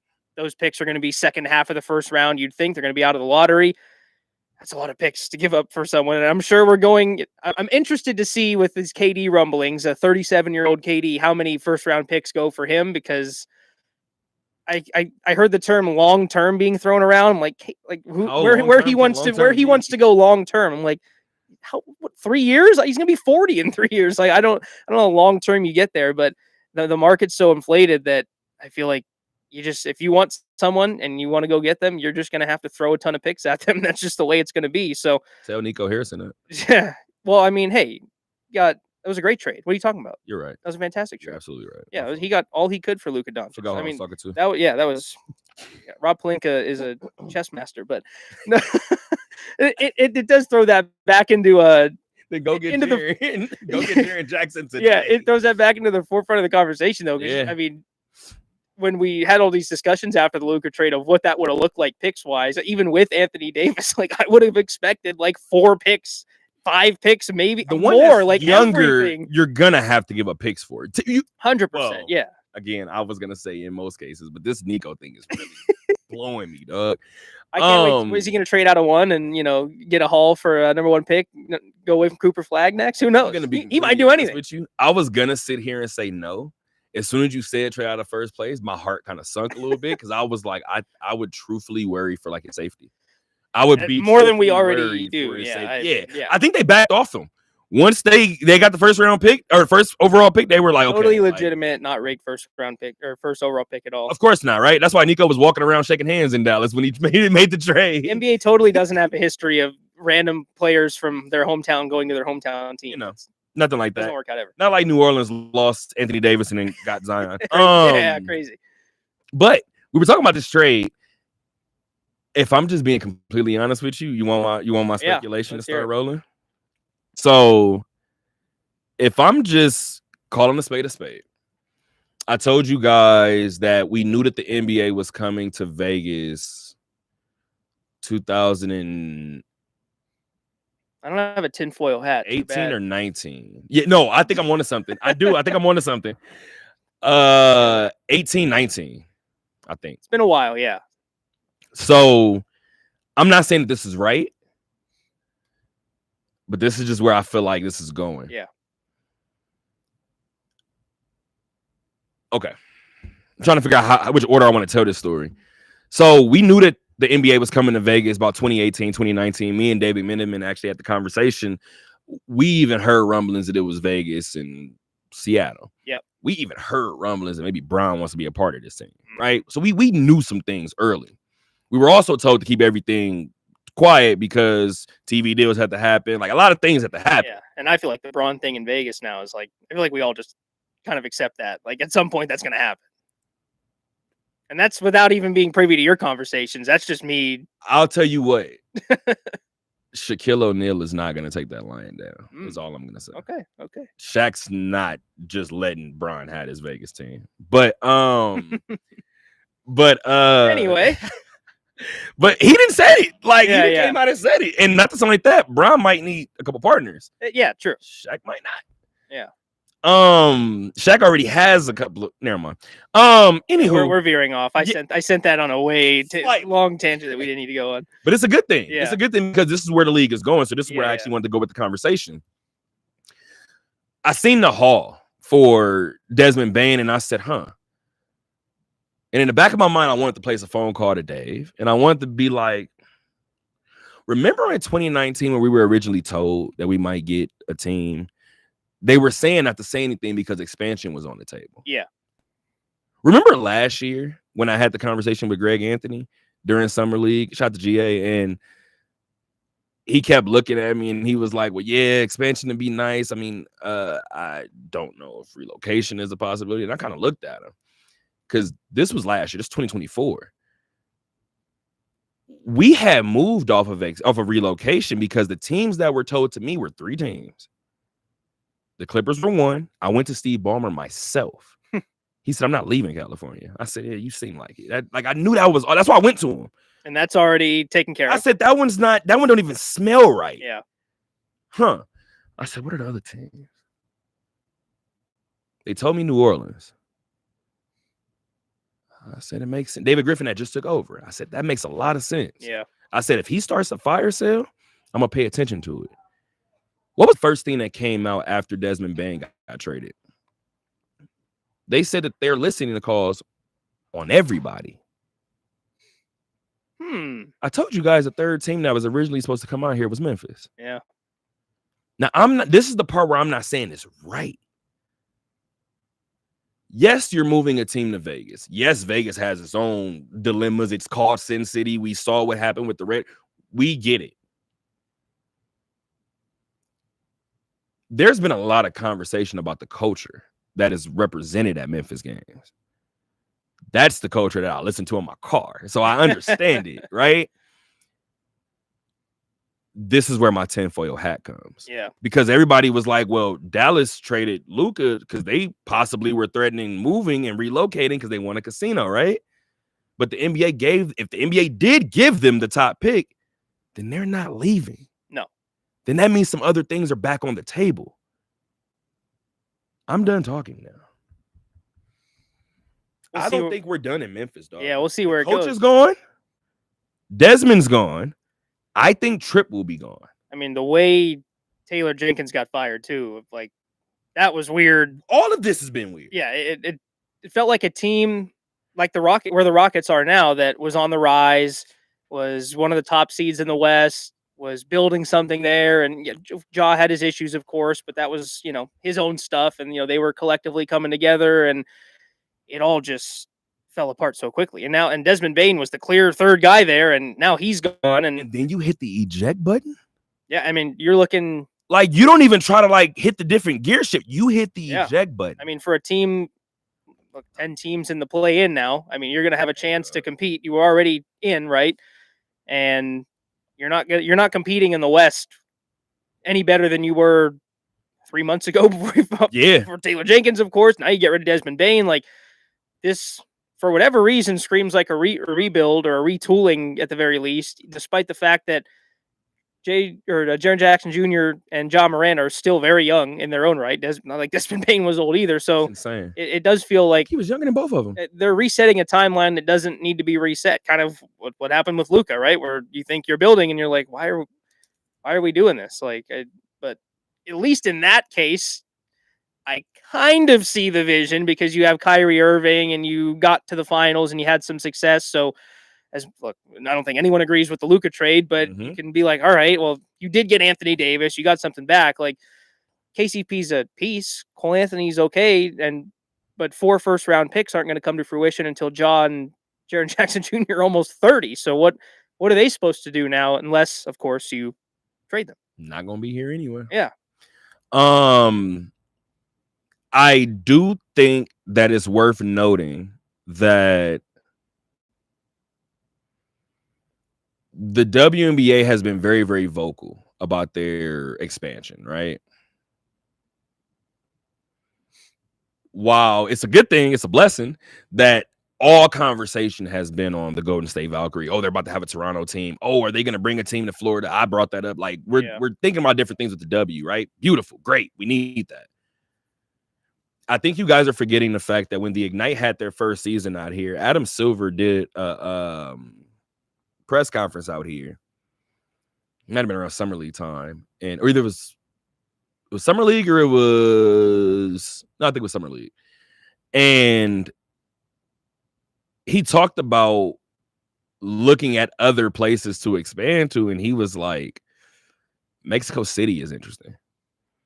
And then the year after, we had a Mexico City Capitanes G League. Yeah, I was going to say that happened pretty quickly. I said, huh. So I say all of this to say, Vegas may get an expansion team. Vegas may get a relocated team. The relocated team could be Memphis. It could be New Orleans. It could be all of these different possibilities, right?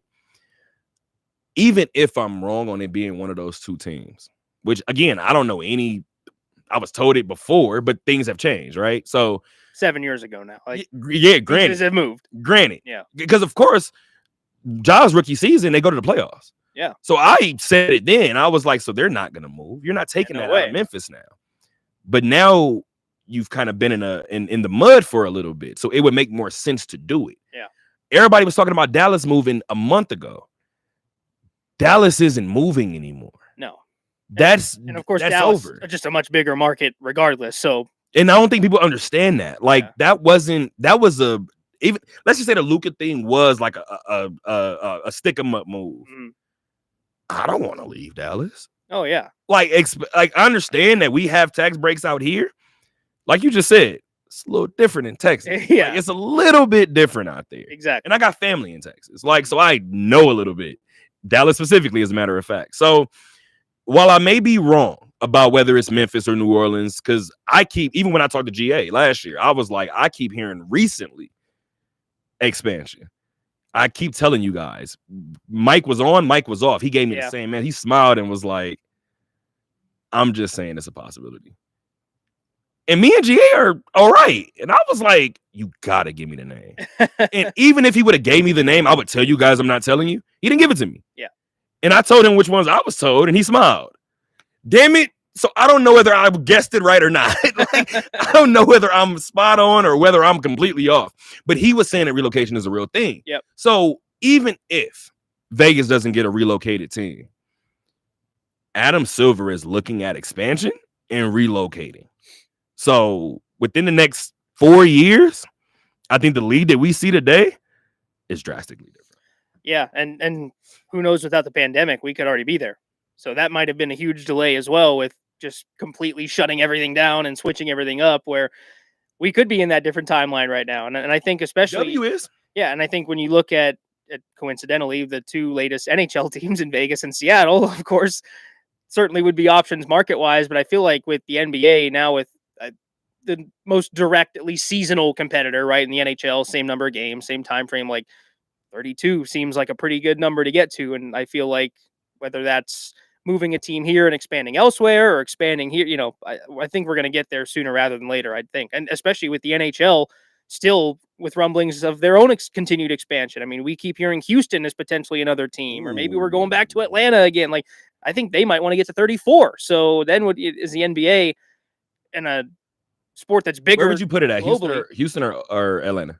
I would go to Houston personally, because we've tried Atlanta twice. Okay. And it's already been taken out of it. We had the Atlanta Flames up in Calgary now. We had the Thrashers, who are now the Winnipeg Jets. So I only remember the Thrashers. That's so look, maybe Atlanta's more receptive to it. I don't, it's still an insanely big market, but I think for Houston and how much bigger that market is even, and the fact they don't have a hockey team. Talk about Texas? Yeah, I mean, I think that'd be a great spot. And I think that's a spot the NHL is looking at certainly right now. And keep in mind, too, we talk about how many times these leagues are intertwined, right? Yeah.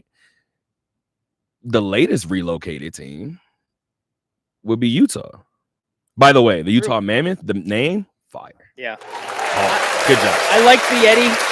That was gonna I'm be not cool. mad at it. Yeah, I mean they ran What into was the their third one? they Oh, ran it was into the the hockey trademark club. issues with but I think Mammoth is I like that. I'm cool with that. I think they saved it with the logo because it could have Yeah. been like hit or miss, and I think they did it The right. color scheme's great too. I love the baby blue. It's hard to top Seattle. I really love Seattle with the logo and the Yeah. colors and the vibe that they have. So that was a tough latest one to top, but I'm a fan of I that. told you people in Vegas don't like to hear me say it, but I think the San Jose Sharks still. I think that from top Seal? to bottom, I think the intro, I think Yeah. all of it, Doug. I think it's fire. Yeah, I love I know Vegas don't want to hear it. My bad. it. It's pretty good here too. Yeah, you know, Not I a think- slight, not a the dig. funny thing is too, even with everything that I said before, I've never been to a San Jose game in person, and I still feel the way that I feel about their intros. I don't think there's anything like a Vegas Golden Knight intro, No. like in any sport, dog. I think the Baltimore Ravens, I have to go see what their intro is like personally, but In terms of an experience This one and is- feeling like you're literally at a show, that's what I was about to say. like I It was don't like you're at medieval times. It's like, where's my drink? yeah, like there's the classic intros of here's the starting line, but you feel like you are ready to go to war when you go to it. Like 1,000,000%. you're ready to go. Like, I was at one of the games where they handed out the Golden Knight bobblehead. yeah. Dog, I'm sitting there, game's about to start. They walked by. You want a bobblehead? You damn right I want a bobblehead. Are you kidding me? Hand that over. Yeah. Are you absolutely? And by the way, quick little fun fact for you. Somebody I know got a bunch of like extra Funkos sent to their house, right? Yeah. But they were the Jack Eichel ones. Ah, okay. So it came with the Stanley Cup. That's pretty sweet. So I'm like, huh. The person that I was talking to, they were like, well, my kids got a bunch of them already. And I was like, honestly, I'm one of those people, the more the merrier. Like, let them Yeah. have all of them.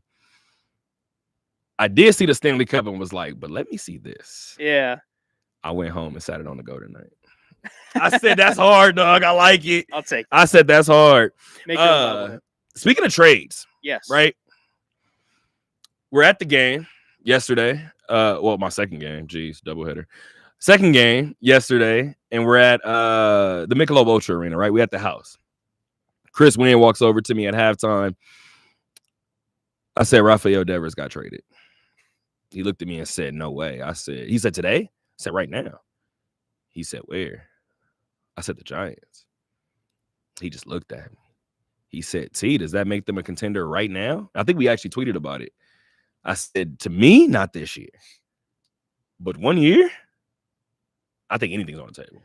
Yeah. I think, especially with quick turnovers, my money's on the Giants always. I think they got it in them to just That pop up out of division nowhere. is so tough too. The Giants and the Guardians. Those are two I- teams I would never bet against. I have a couple good friends who are Padres fans, and I got the alert that Devers getting traded to the Giants and Shohei's pitching today against the Padres. And I said, "Yep, you had a great 24 hours, didn't you?" I was like, "This is awesome for you, isn't it?" You should ask them if they got nauseous instantly. Because I would Yeah, have seen that just Shohei ill. when it was like, okay. It is funny though, for as much as we talked about comparisons to the Luka trade and across other sports, I feel like we just had one drop into our lap with Rafael Devers. That was a pretty clean cut one for baseball, where you looked at the return, you're like, that's not a whole lot. And for a Boston team that already has recent history of kind of gifting their star players out to the NL West, Mookie.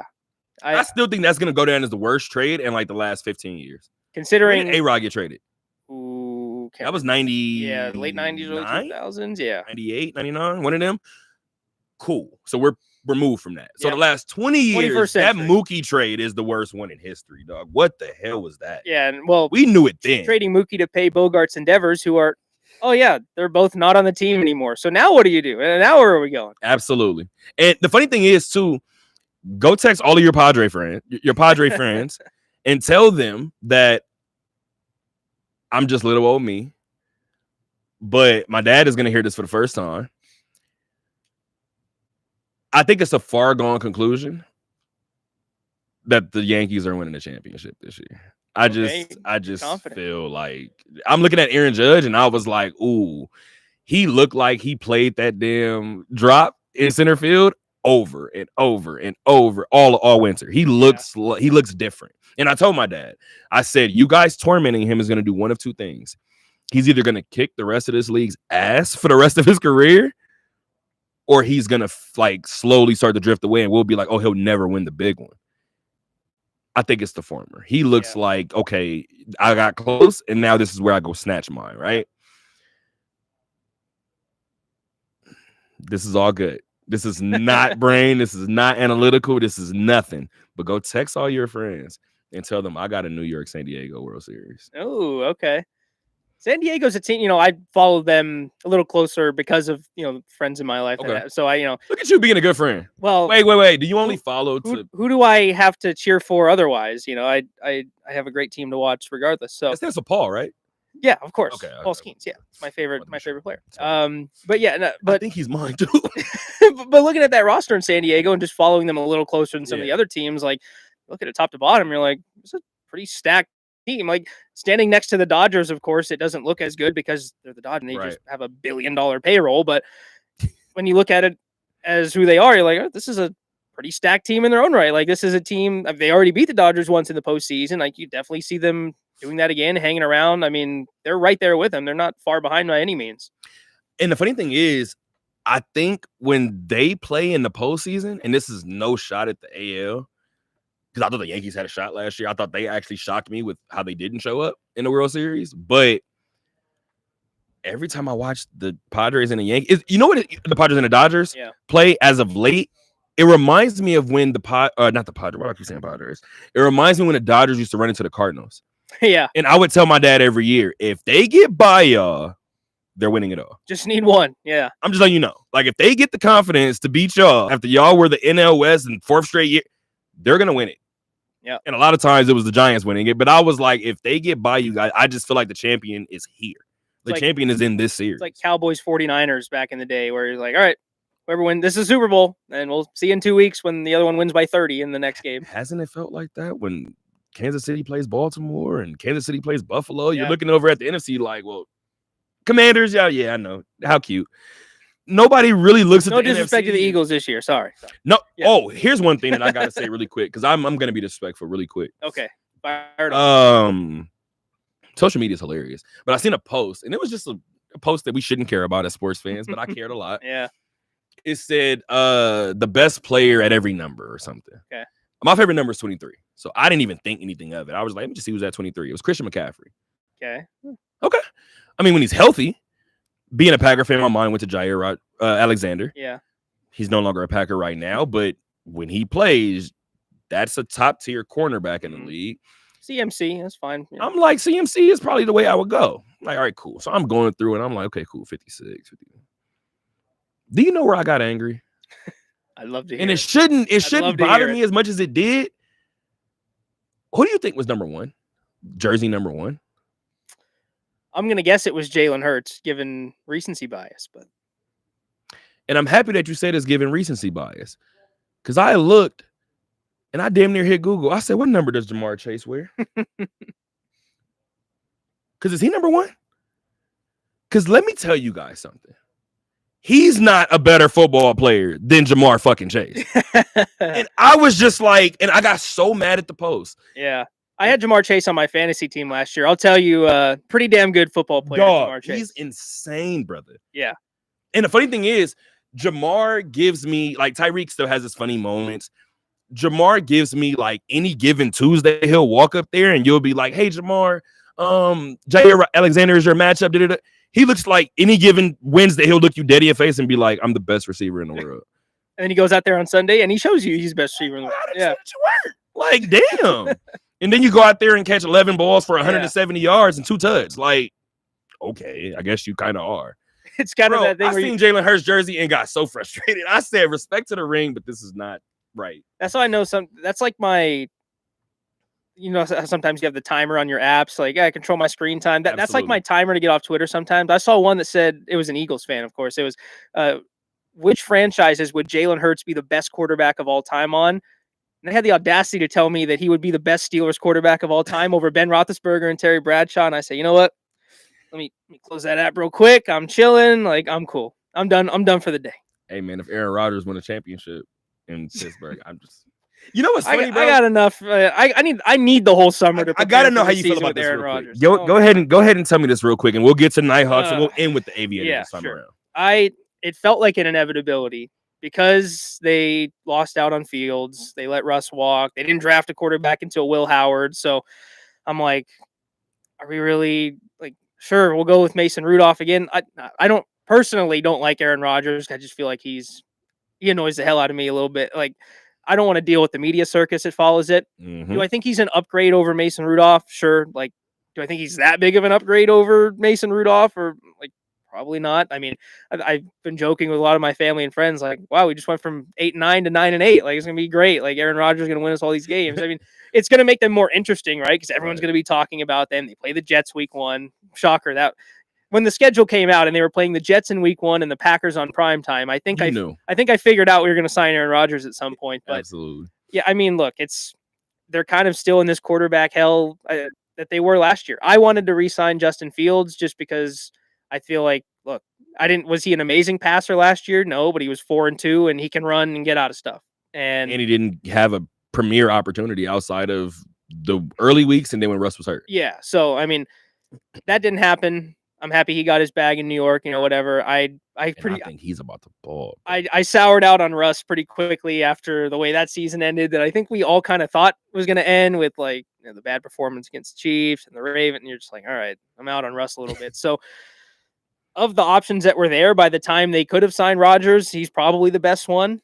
I mean, it's time to go draft a quarterback, in my opinion, pretty soon. Next season, first round, I'm looking at. But we'll see where it goes from here. I think they're going to be in the same spot they were last year. Of they'll probably sneak into the wild card, maybe, and they'll just get beat by Buffalo by 30, and then we'll be back in the same spot that we are this year. I mean, they're not good enough to compete with Baltimore, Buffalo, or Kansas City, but they're not bad enough to pick top 10 probably. Maybe I'm wrong. Who knows? Could be the year, but you sound like me describing the Pacers in any other year that's not yeah. this year.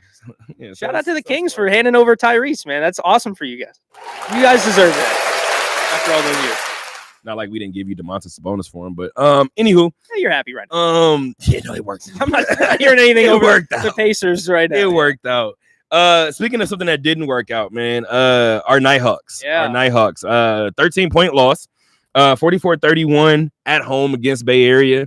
If I recall correctly, and I'm doing this straight from the cuff. 2-3 against the top 3 in the West this year. Yeah. I told you I talked to Mike 2 weeks ago about close losses in the West, right? And I was like, even in your losses, like football, I feel like it doesn't matter more than any of them. Yeah. But you could literally lose on the last play or lose on the last second drive, whatever the case may be. It's still a loss, right? Yeah. Like I told Mike, you got 3 losses against, well, at the time it was 2 losses against the top 2 teams in this conference.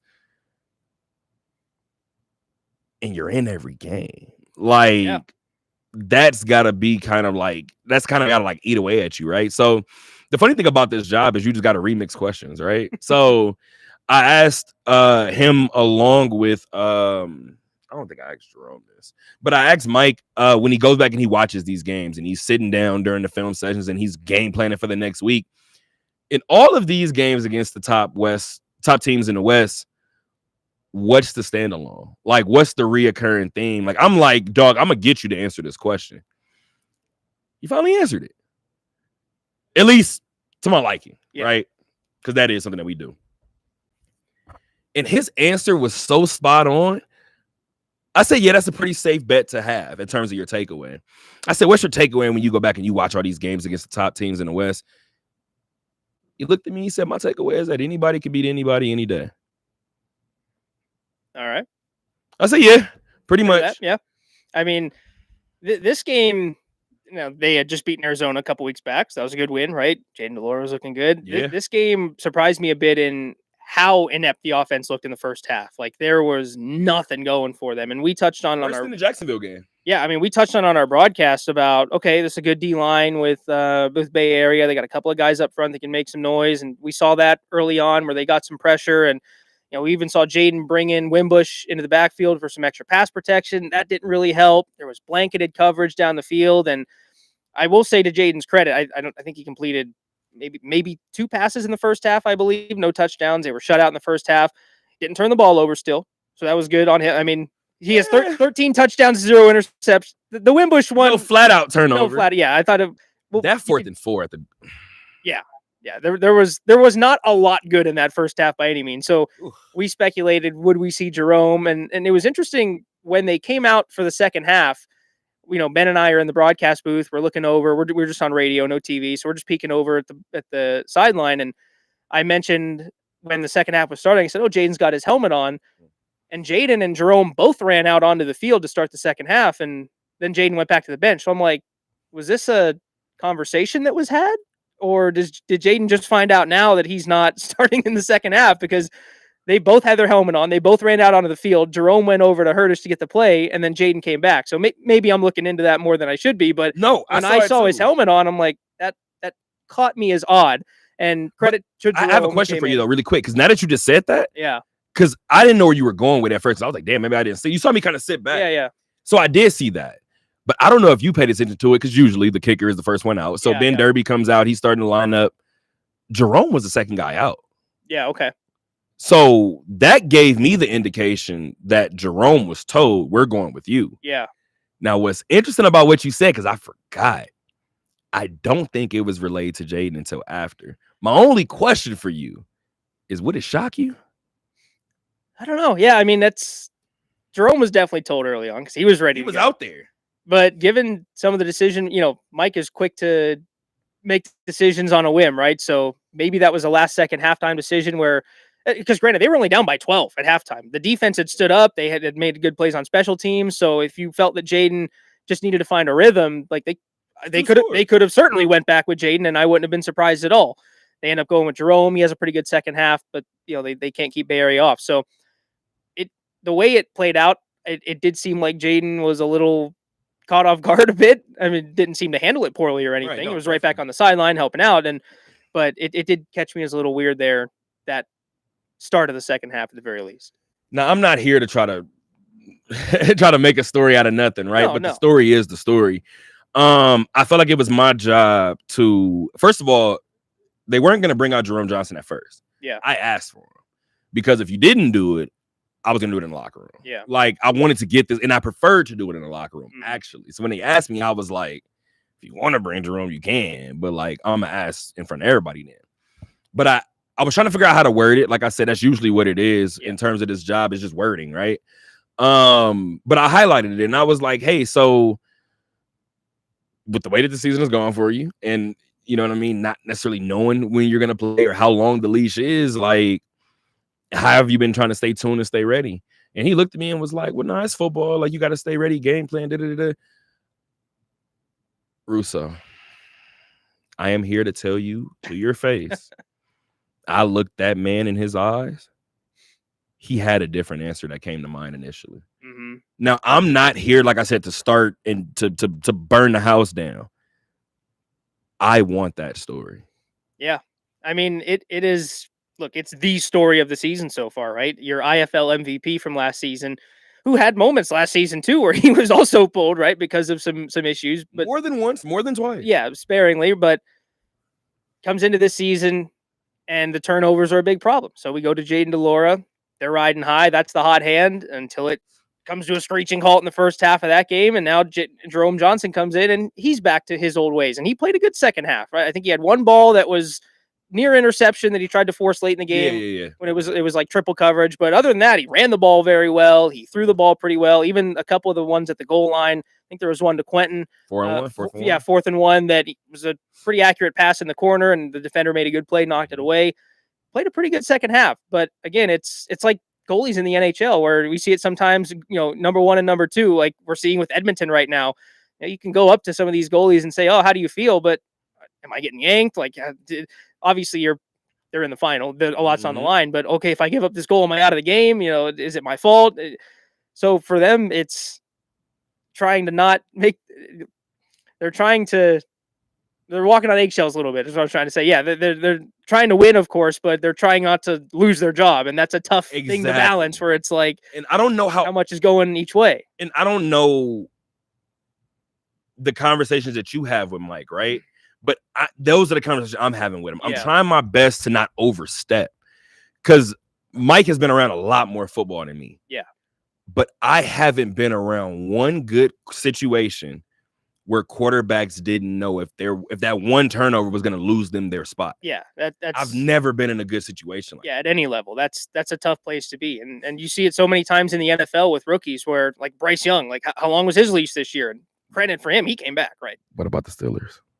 Yeah. Sorry. I know. Thanks for bringing it up. It felt applicable. My bad. I mean, yeah, Fields was 4-2, and because Russ was the team starter, he's out, right? And he never sees the field again the rest of the season. And we talked about it all season long about every time you would trot Justin out there on a 1st and goal. It's like, yeah, at least let it be 1st and 12 and let them think that I'm throwing. Yeah, like, come on, bro. We haven't seen that from the Nighthawks to bring it back there. Like Jerome hasn't really had a package when Jaden's been in the game, right? There hasn't been times for Jerome to get in even at the goal line or try to run here and there. It's Jaden's led the offense spectacularly, so that, I can understand why, but I like to think that I'm first of all, I love my radio show because I can be myself, right? Yeah. But I've done TV before, right?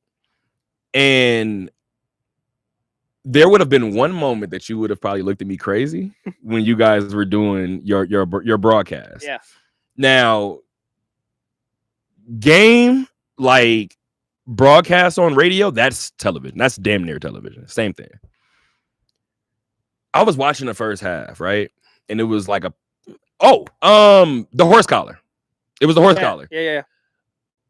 I looked at the play, and in the back of my mind, I said, damn, if only they had a quarterback that could run. And I was watching the first half, and that's when I was just like, I know he'll never tell me right now, but I know Jerome is like, dog, what did I do to lose the job? Yeah. Like, and it goes back to what Markel said. I'll tell you what Markel Collins said. Shout out to Markel Collins. I asked Kel, I said, so I didn't realize, sometimes you got to see stats lined up. I went to my first game a couple weeks ago, right? Jaden Delore at the time had 5 touchdowns or 6 touchdowns. We had no picks. Jerome had 18 and 6. And I just told him, I covered the team all season. It never registered all 6 picks belong to him. Yeah. It never registered. Markel looked at me. Markel leaned forward and said, I'm taking the one with 18 touchdowns.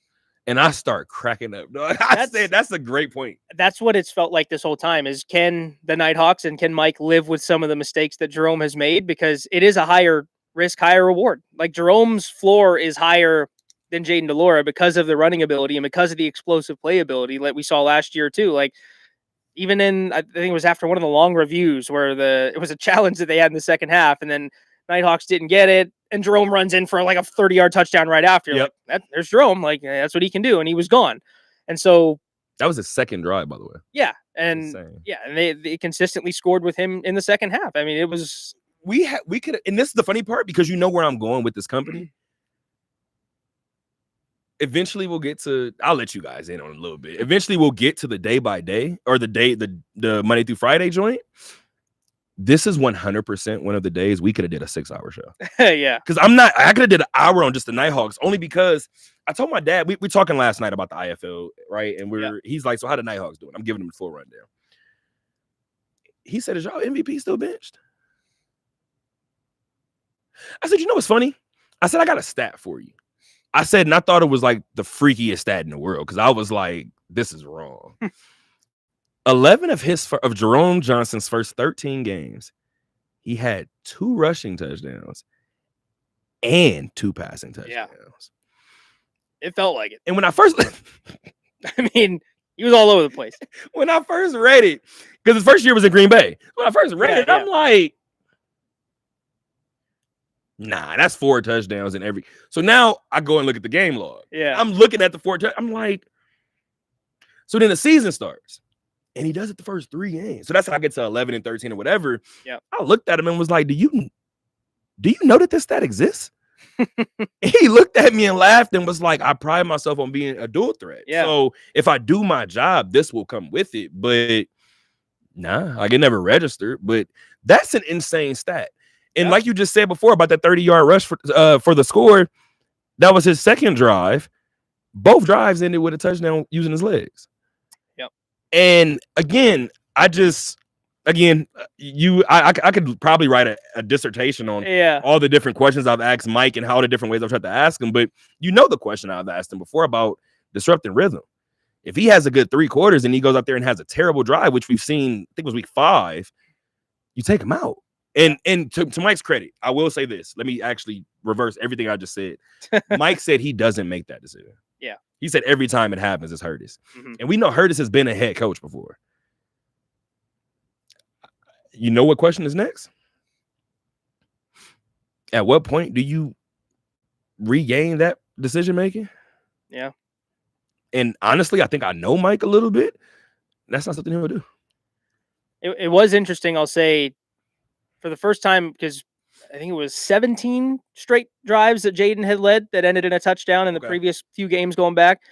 We saw, I think it was 2 or 3 in a row, false starts and mistimed plays in that first half too, where You didn't piss me off. I got it. It's in my notes. I swear to you, dog. It's in my Where- notes somewhere. I'm looking at myself and, in the IFL, if you're not aware, you can line up very far behind the line of scrimmage, and there are players that can go in motion and run toward the line of scrimmage, and you can snap the ball as they're in motion, right? And so usually it's all timing, right? And that's something that teams practice a lot. And we had seen, the Nighthawks, one of the top offenses, pretty good at that. You don't see a lot of mistakes, and we saw it on 2 plays in a row in the first half. And one of the plays, you're like, okay, maybe, hey, receiver got a little far. Then you're looking at Jaden, you're like, is this a snap timing issue? Because then he put his arms up back to Hurtis, like, what's going on here? Yeah, and there seemed to be a miscommunication between those guys. So You're absolutely right. if there's a frustration there of, okay, what's going on with the execution now? So at that time, they're down 12-0, right? Yeah. Early in the second quarter, they get the ball with a little over 13 and a half left. That first false start comes on a 3rd and 9. Yeah. Or excuse me, a 3rd and 4. Yeah, then move them back to So 3rd 3rd and 9, yeah. and then they had a second one. And that's what pushed them to 3rd and because 14. too, I believe that was after his second completion of the first half. He had thrown one, I think it was to Kerrigan or Jefferson over the middle. I think it was Kerrigan. Yeah, and they caught it, and they got a 3rd and short. And we're thinking, okay, finally, just get him to a 3rd and short, had a rhythm, and then boom, boom, 2 false starts, and now you're right back to 3rd and 14. You're like, oh man. If I showed you guys, and who knows what I'll do in the future, right? I told you guys about something like a little vault. I want to have this conversation. I have like box scores from like lineup cards from like the PCL, clinching that, like stuff like that. So I want to keep some of these. This is not one I'm going to be keeping. If I showed you what this first half looked like, oh my God, I'm gonna give you a couple of them. 3rd and 3, Vegas picked it up, and then immediately after they fumbled the ball. Defensive pass interference on the first play of that next drive, and then illegal defense on 1st and goal.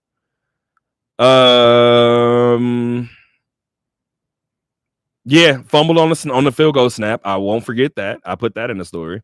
Sacked on the 4th and 5. That was the horse collar we talked about. Yep. And a couple of whole first half. Couple of unsportsmanlikes too in that first half. There was 2 on not San Diego, on Bay Area that went their way, but then I believe it was Claude Davis got one, John, at the bench. Like there was just some undisciplined play. Like it was a sloppy first half overall.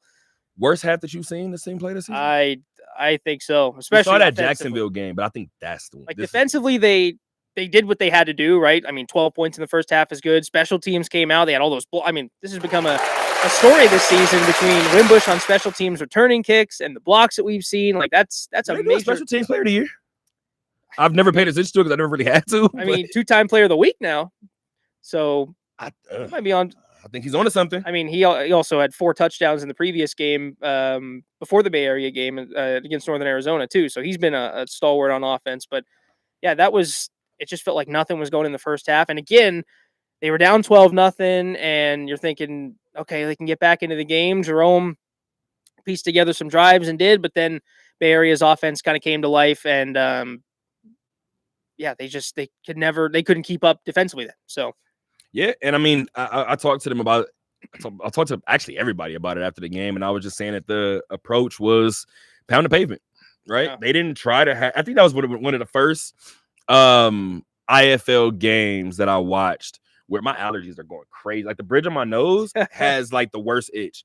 But it was one of the first IFL games that I had ever seen where I don't remember Bay Area having a big play. And I talked about it after the game. I was like, their approach was just pound the pavement. They're going to break eventually. They had a couple chances. Jones overthrew, I can't remember. I think it was, He had an overthrow in the first half that was a wide open touchdown that he missed too. Yeah.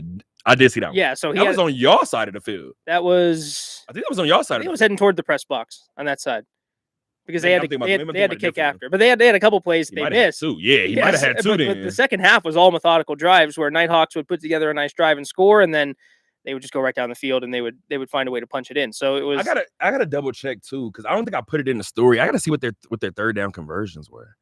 Like in that specific game. Yeah, Bay So Area is we, just we were we helped. that I was gonna say we had no official stats. The Yeah. entire league had no stats over the Oh, weekend. if you go back and look So at when stories have gone up this year, it's been a little off. There have been some Wednesday updates. There's been some Thursday drops. Like we get stats when we get stats. It's been I think we've had stories go up without stats. Yeah, trust me, for us in the booth, it's fun. I mean, you'll see a lot of Ben taking down little notes and comparing and trying to, Ben does a lot of his own stats. Oh, he's a freak of nature. Yeah, he's a one man show up there. So I told you, I think you guys' job by far, in terms of like people would laugh and see me do social, they'll see me do photography. They'll be like, what job can you not do? Play by play. Even if I'm the color, like that shit is hard. Like that is a difficult job. So for him to be taking his own notes, is impressive. Yeah, he keeps track of stuff at a high clip. I'm trying to see. It looks like I wouldn't do it. It looks like they've added stats. Let me see if I can find. Okay. Typically they're up by Tuesday. Third down conversion. We have Bay Area at 4 for 8. Yeah. Vegas at 2 for 7. So that 50% was heavy. Yeah. It goes back to what you said about the TJ McConnell 10 points. It's like, damn. Every time felt every one of those. Yeah. Every conversion was like a gut punch. And for as close as Vegas got in the second half, it never felt like they were that close because of what Bay Area, I think, did on offense. I think the first score that Vegas had after Jerome came in, you're like, all right, now we're waking up. But then it just started this chain of Bay Area drives where it was unrelenting. They scored and scored and scored, and a couple of failed challenges after the fourth down miss at the goal line. Like the red zone offense for Vegas was very out of whack in this game too. And for a team in the red zone that has been excellent all year, Jaden struggled in the first half. I mean, they got gifted a couple of red zone possessions because of penalties. Absolutely. And they went nowhere. They had the fumble. They would go incomplete. They'd miss a kick. And then the second half, they had a couple too where Jerome scored, of course, but a couple of heavy ones on fourth down where you're like, they needed this. They needed that one, and they didn't get it. And we can actually get to the record and where they're going next, or who they're playing next. Yeah. But going back to what you said about those turnover on downs, right? Yeah.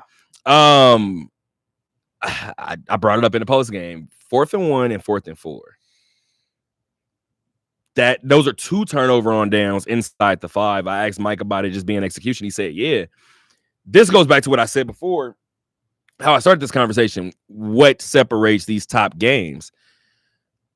I told Mike at the end of the Arizona game, I said, you never wanted to come down to one play. But a lot of times you look back and you be like, well, damn, if I just had that one, like you can have the rest, give me that one. If Vegas converts on both of those 4th and 1 or both of those 4 downs, as bad as they played, they win. Yeah, I mean, they're in the game. And so it comes down. And remember the first 4th down, they were going to kick and they got a penalty that moved them up and they decided to go for it because it was closer and they weren't able to convert. So then you leave points on the table. You figure you may have gotten 3. Wouldn't have mattered. They lost by 13, so wouldn't have mattered at the end. But yeah, it was. It kind of reminded me too, like even going back to the NBA Finals, where Game 1 with the Pacers, you're like, damn, OKC turned it over 18 times and they're still in it, so you're worrying about that. But just teams playing poorly but still being in it, and that's what it felt like for the Nighthawks. But they just couldn't have enough in the second half. Yeah, as of right now, they're 4th. They're outright 4th now.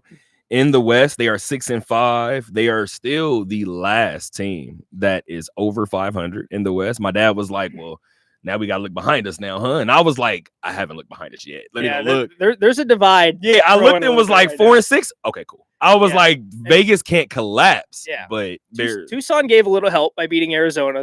That helped.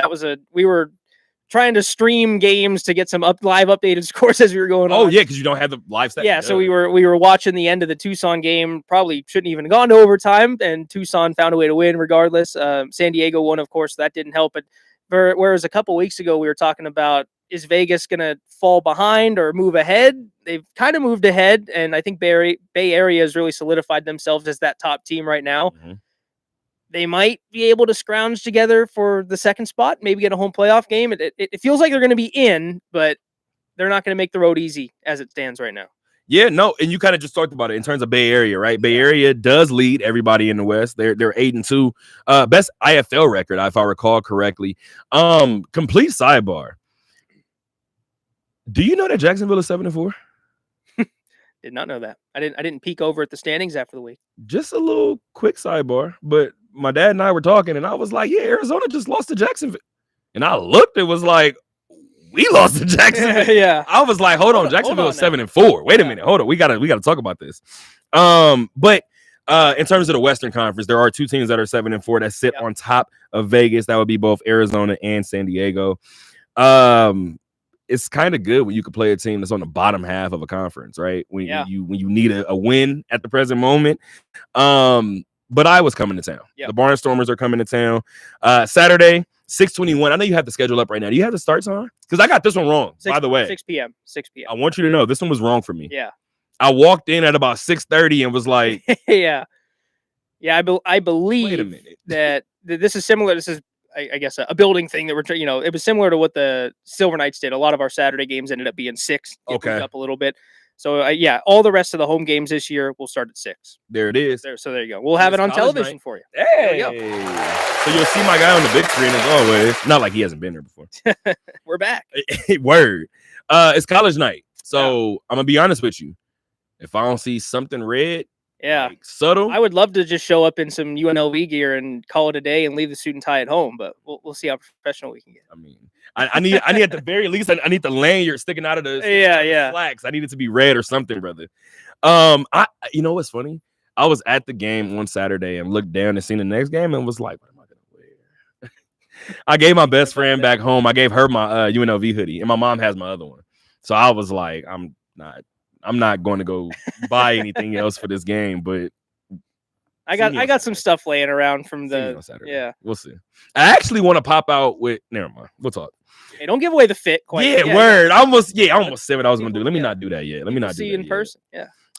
Speaking of seeing us in person, man, this was your last chance this past week to see your Aviators in person during the first half, but they ended up, as I mentioned in the first hour, 6 straight wins against Salt Lake, 7 straight wins in totality. The Aviators are 20 games over 500. They're 44-24. They are first in the PCL, almost at the PCL West. They're first in all of the Pacific Coast League. OKC, 4 games behind with 6 games left in this first half. So here's the deal. Numbers looking good. The numbers are weighing in Vegas' favor, right? So here's where I'm gonna give you another number that's gonna make this a little better for you. So if it's a 6-game series, magic number is 2. Mm-hmm. Any combination, right, that gets you to 2. So Sugarland would have to take 4 of the 6 meetings. Vegas has only lost 1 series this year. Outright loss. Yep. But remember when I told you that I refused to tell you that the Aviators lost their first series because the Sunday finale game got rained out? Yeah. It was against Sugarland. It ain't over till it's over. Russo, we got a 7-game series this week. I smell a clinching coming soon. Yeah, extra opportunity, just in case they need it. Just in case. That's I see that, and I was like, so OKC gets 6 games, Vegas gets 7. Vegas can lose 3. Nah, I like Vegas's chance. And then you go into the numbers too. That's assuming OKC wins. That's a great point. I don't even know where they're at. If they lose a game or 2 here. Oh, and matter of fact, they actually started to slip up against teams that weren't necessarily at the top of the conference, right? Or at the top of the division. But what I want to do really quick, I want to see if I can get Oklahoma City's next game or next series rather. Because obviously I just mentioned it before. Looks like Vegas next game tomorrow against Round Rock for OKC. So I'm assuming at Round Rock. Yeah. So not to sound like that too. They're home. Sorry. They're home against Round Rock. Yes. A little different. That might change it. A little bit. Yeah. Only reason why I was going to tell you, I don't know if you've I feel like I give you all the Aviator updates, but I need to be a little more on top of it. But I mean, go to a game or 2. No, you have to do that. Yeah. You have no choice but to do that. Every summer I'll get out there at some point. Yeah. You have to. Best spot to catch a game in the city. Oh yeah. Shout out to my guy Mario, part of the groundskeeping crew. Got to give him a round of applause. Field always looks great. And on top of that, too, it's an award-winning field. I know I'm giving the Aviators a lot of applause right now, but this team has been at the peak of minor league baseball for a long time. Yeah. But going back to what you said about Round Rock real quick, Vegas lost their first 3 games on the road to Round Rock. And I don't know if you remember, but they won their last 3 games to salvage the split. Mm-hmm. Round Rock isn't to be played with. No. So we'll see what happens. And like I said before, not to sound like that, no shot at the comments. Matter of fact, the only outright series loss for the Aviators came at the hands of Oklahoma City. So we know how they play against the top of the league. Me and Dick Calvert was talking about it. Some of their slip-ups have actually been against the bottom half of the league. Yeah. And that's not what the Aviators are doing this year. It's interesting looking at the numbers, too, just at the standings of records against teams above 500, Mhm. where, I mean, Vegas has 16 and 13, so 29 games against teams above 500. OKC's only 13 and 8. Not to say only in terms of their overall record, but in terms of the number of games they've played is much less. And just over 20. Yeah, so Vegas has at least a series and a half, if you will, of teams above 500 more than OKC, and they're still playing pretty damn good baseball right now. Yeah, and then you add that to the fact that you're beating the teams you're supposed to beat. Yeah. I mean, like I told Fran early in the year, like, at what point do you try not to overthink this situation? Like, I think I got a really good team in there because I told them flat out, I refuse to talk about the Aviators this year. I looked at what they had. I looked at what the possibility was around the league, and I was like, hey, if this team hits the ball, which it probably will, and they are, then it's just us all up to the pitching. I didn't expect this staff to be the best in the Pacific Coast League. There's I'm not gonna say there's no way in hell, but like coming in, I'm gonna be honest. The way that this ballpark is shaped, there should be no way in hell. And it's just I'm being honest. Lots of 12-10 finals at the ballpark. It's insane, brother. Like Tuesday's game, they bet. I don't think I brought it. I did bring it with me, but I'm never gonna pull it out. Yeah. Tuesday's game, I had to tell my dad, we sent, because it happened again on Sunday, so I'm trying to remember. I think we sent 16 to the plate. And then on Sunday, in the 7th inning, or no, Sunday in the 6th inning, we sent 14 to the plate. That's nuts. We had 10 base runners in the inning. Yeah. Everybody scored at one point. I said, there's no way in hell. If that keeps happening for a team that has the best pitching staff in all of base, that's why I told a friend, I don't want to talk. I don't want to. He just starts laughing. I don't want to talk. I don't want to talk, dog. This shit feels different in 2019. Yeah. It does. And even Dick Calvert said it. Dick Calvert said this team is better than 2019. And I looked at him and went, we don't hit enough homers to be better than 2019. Yeah. But if you're sending 14 guys to the plate, you don't got to hit them. Don't need it, yeah. I don't care how you score the run. Just score the run. Brett Harris had 2 at-bats in that inning. You want to guess how they went? Pretty well. He hit a 3-run shot, and then he hit a solo shot. It's enough home runs for me. Got enough home runs for me. Yeah, I'm chilling. I say that after the Aviators hit 6 home runs yesterday. Yeah. Too. So the Aviators are looking. What did I say about feet earlier? Rare air. Rare air, yeah. The Aviators, no pun intended, are in rare air. Last series of the first half begins tomorrow at Sugarland. It's 7 games. Russo, we get a Juneteenth doubleheader. Oh, so we get a Juneteenth doubleheader. So I'm gonna have some fun with that. We got the Juneteenth doubleheader. I'm coming in after the show to break down everything with you guys. Yep. I'm hoping I can come in with some champagne or something. Yeah, celebrate. On Thursday. Yeah. What? It's a celebration at this point, brother. But last topic, man. Athletics. We always end with some athletic news, right? Our resident, non-resident. I don't really know. I'm gonna be honest. And I actually got some news for you real quick. Let's hear it. You're going to get tired of hearing about the Las Vegas Aces lost fan cam very soon. Okay.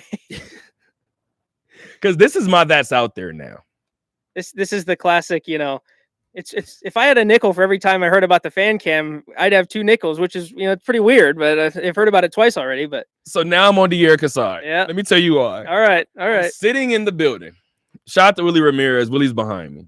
I'm sitting in the building. We're looking up at the lost fan cam. I see a UNLV jersey. Okay. I turned around. I looked at Willie. I said, that seems a little counterproductive, doesn't it? He laughed and was like, yeah, kind of. But yeah, what it is. I said, I'm going to let it go. Sitting there looking at it. The last jersey they show is an Athletics jersey. The building erupts in moves. I said this city don't want them so No. bad, bro. I said I don't, and it's just funny because I was like, that's not a loss. Technically speaking, not that's even a here. home fan. Like Yeah. technically, guys, you guys got to start embracing it. If you don't start believing it, we won't start believing He's it. on our side today. Yeah. Man, when I tell you they booed him out of the city, bro, he was sitting there like I thought I was. Wait a minute. Trying to be cool. I Yeah. thought I was doing what we were supposed to do. Yeah. They didn't care, dog. No. They didn't care at all. I'm so sorry. All right. Well, keep the Grizzlies, keep the A's. We'll figure it out. We'll get somebody. I shouldn't have found so much humor in that, dog. This is why I need more sleep. I'm looking at the Athletics jersey, looking at Willie like, this is a dumpster fire now. Like, this, you shouldn't have those jerseys on there. Yeah. Oh my gosh, I shouldn't be crying, dog. That was funny. Because you know what's funny? I looked at that jersey, and when everybody started booing, I looked around the building. I'm dead ass serious, bro. There's no green anywhere. They don't want them. I'm like, this city doesn't want them. And I don't know if I'm the A's at this point. I don't know how I start to feel. If y'all don't want me, I don't know if Where are they going to go at this point? I don't know if I want to be there It's then. a fold at this point. Well, it does help when you get a 3-game series sweep, right? So That does. seeing Kansas City helps. I mean, this winning team. cures everything. If you win, no one cares. Tell UNLV basketball that. Okay, I amend it. Winning consistently cures everything. There you go. There My you go. man. You got to win more than one time. If you guys haven't been able to tell, me and Russo have PTSD. Like we bond over bad teams, Yeah. but like we joke our way through it. It's kind of our PTSD. But our real PTSD comes from campus, just so y'all know. The Mountain West tournament quarterfinal is my biggest demon that I fight every day. Yeah. Hey, I'm not gonna lie. I don't know if you saw my eyes start twitching when you said it. I was like, Where? No, Yeah. Please don't do it. But yeah, man, 3 straight wins is a good sign for this group, right? We saw everything start to collapse for this group. So I'm gonna be honest, I'm at the point to where this group salvaging the season looks like grasping at straws and looks like 75 wins, maybe. Like this at this point, we saw an early setback. Well, first of all, let me not say that. We saw an early trend with this team where it was performing better on the road than it was at home, right? That trend is still continuing. Yeah. So to see them win 3 straight games, that is a good thing for the team's psyche. If the Aviators are 20 games over 500, this team is 15 games under 500. They are 5th in the AL West. They are 13 games out of first, 5.5 out of the next spot, which is currently held by the Angels. Shout out. Oh, sorry. I tried to be positive. So here's the deal. I just told you guys that we've done more than 2 hours. Like we've done more than 2 hours and we're vibing. I was probably gonna give you guys extra like 3 minutes, right? Show's over. Let me kick. It was just so unnecessary. It was just so unnecessary. All right, Pirates are 29-44. They're 15.5 back in the NL Central. Does that make you feel better? So I have one question though. I do have a question for you. Yeah.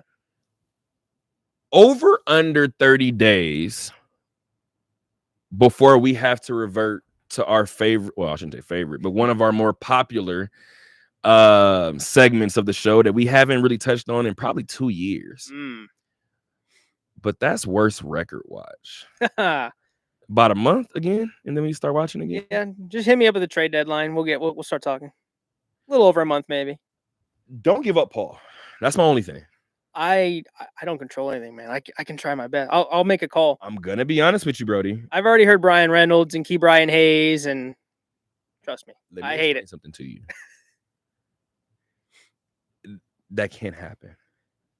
What about Anthony Davis, Max Christie, and a first-round pick for Paul Skeens? Does that work? I think if you throw in a 17th rounder to make the math, I might be able to make. You got to make the salary cap math right. That's true. I might be able to make it work. Can I put the? Is there a trade machine I can plug that into real quick? Is Christie like a make or break for you? Yeah. You want him? Yeah. Okay. We'll think about it. Yeah. Let me think on it. Let me give you a call back. At this point, it sucks because I feel like Paul Skeens is not going to be a The Pirate. writing's on the wall. Like I know this. Wait, no. Let me actually give you a little bit of not cut this you a little year, bit of but bail. at some time. Let me cut you a little bit of slack. I said that 4 years into Mike Trout's career. Fair. And we still Fair. got. Now, counterpoint, Mike Trout hasn't really won anything, so Not even close. do I want Paul Skeens to rot here forever? Or That's a different question. It's gonna hurt when he's in a Yankees uniform, but he's gonna have like 3 World Series. Do I like for him personally, he deserves it. Like it is like legitimately funny. Like he and the pitching staff are absolutely balling out this year. Like quality start after quality start. And I think 3 of the Pirates pitchers are in like the bottom 5 for run support among qualifying pitchers in the league. They get no help. I mean, these guys are doing everything they can, and they're 15 games under 500 because the offense just cannot buy a hit. And I told you guys I wanted to do it. I gave you guys an extra 10 minutes. We gave you guys an extra 10 minutes today. I'm actually going to end this with something that you should like very, very much. Okay. Now that I think about it. One of the Lost fan cams. 3? I'm sorry. We're going back? I'm sorry. Damn. Because I thought about it again.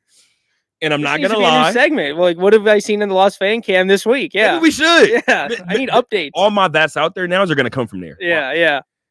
So this one bothered me because they booed for a second. And then I knew the front of the jersey. But you'll see. But when he flipped to the back, I said, now, if you guys boo, I'm going to fight this entire building. Okay. Yeah. He's sitting down. He has a Puerto Rico jersey on, but it's in black and gold. Okay. I knew it right away. It's number 21. I start clapping. I'm like, I don't know about y'all, but I don't know. He turned around to the back, and I was like, yeah, you make some noise for fucking Roberto Clemente. Yeah. Do it. So you know why I'm here. Mm-hmm. I almost shed a tear watching Kutch do it. Yeah. I don't know if I have a more like a player that I root for more than Andrew McCutchen. I don't know, bro. I love Kutch. I have nothing more to say besides I love Kutch. That's it. No, I mean, like this iteration of his career, like he could honestly, it's like one of those players. I'm like, he could hit like 150. I'm like, just throw him out there. I just love Kutch. I don't, and he's doing more than that. He's still one of their better players. So, man, yeah, Kutch is definitely a Pirates legend, man. I think about that when that stat came up too. I'm like, in terms of like greatest Pirates of all time, like that's a tough list. Clemente's on there, like Willie Stargell's probably on there. Like, then you get to like the Honus Wagner, like Kutch is high. Maybe top 5. I mean, I don't know, but Mount Rushmore's pretty tough, but top 5, I think he's getting close in terms of what he's done in a Pirate uniform. And I think, like you said before, this second iteration of him is different. Like this feels like the give back, right? Mm-hmm. Like this one feels. This one is bigger than stats. It's bigger than win-loss record. Like Kutch this is a cultural hire for sure. Oh, and kind of like we talked about with Skeens too. Like I so much was rooting for him to win a World Series with the team like Philly and San Francisco, Absolutely. New York. I was like praying he'd get one, but it didn't come to fruition. I was so sad. Absolutely, man. I got a game to go watch. Yeah, we vented long enough. I'm over the Angels. I don't know why the hell you did that. I was fine before you did that. Yeah, my bad. I'm never going to be fine with this. Until next time, guys. Keep on talking.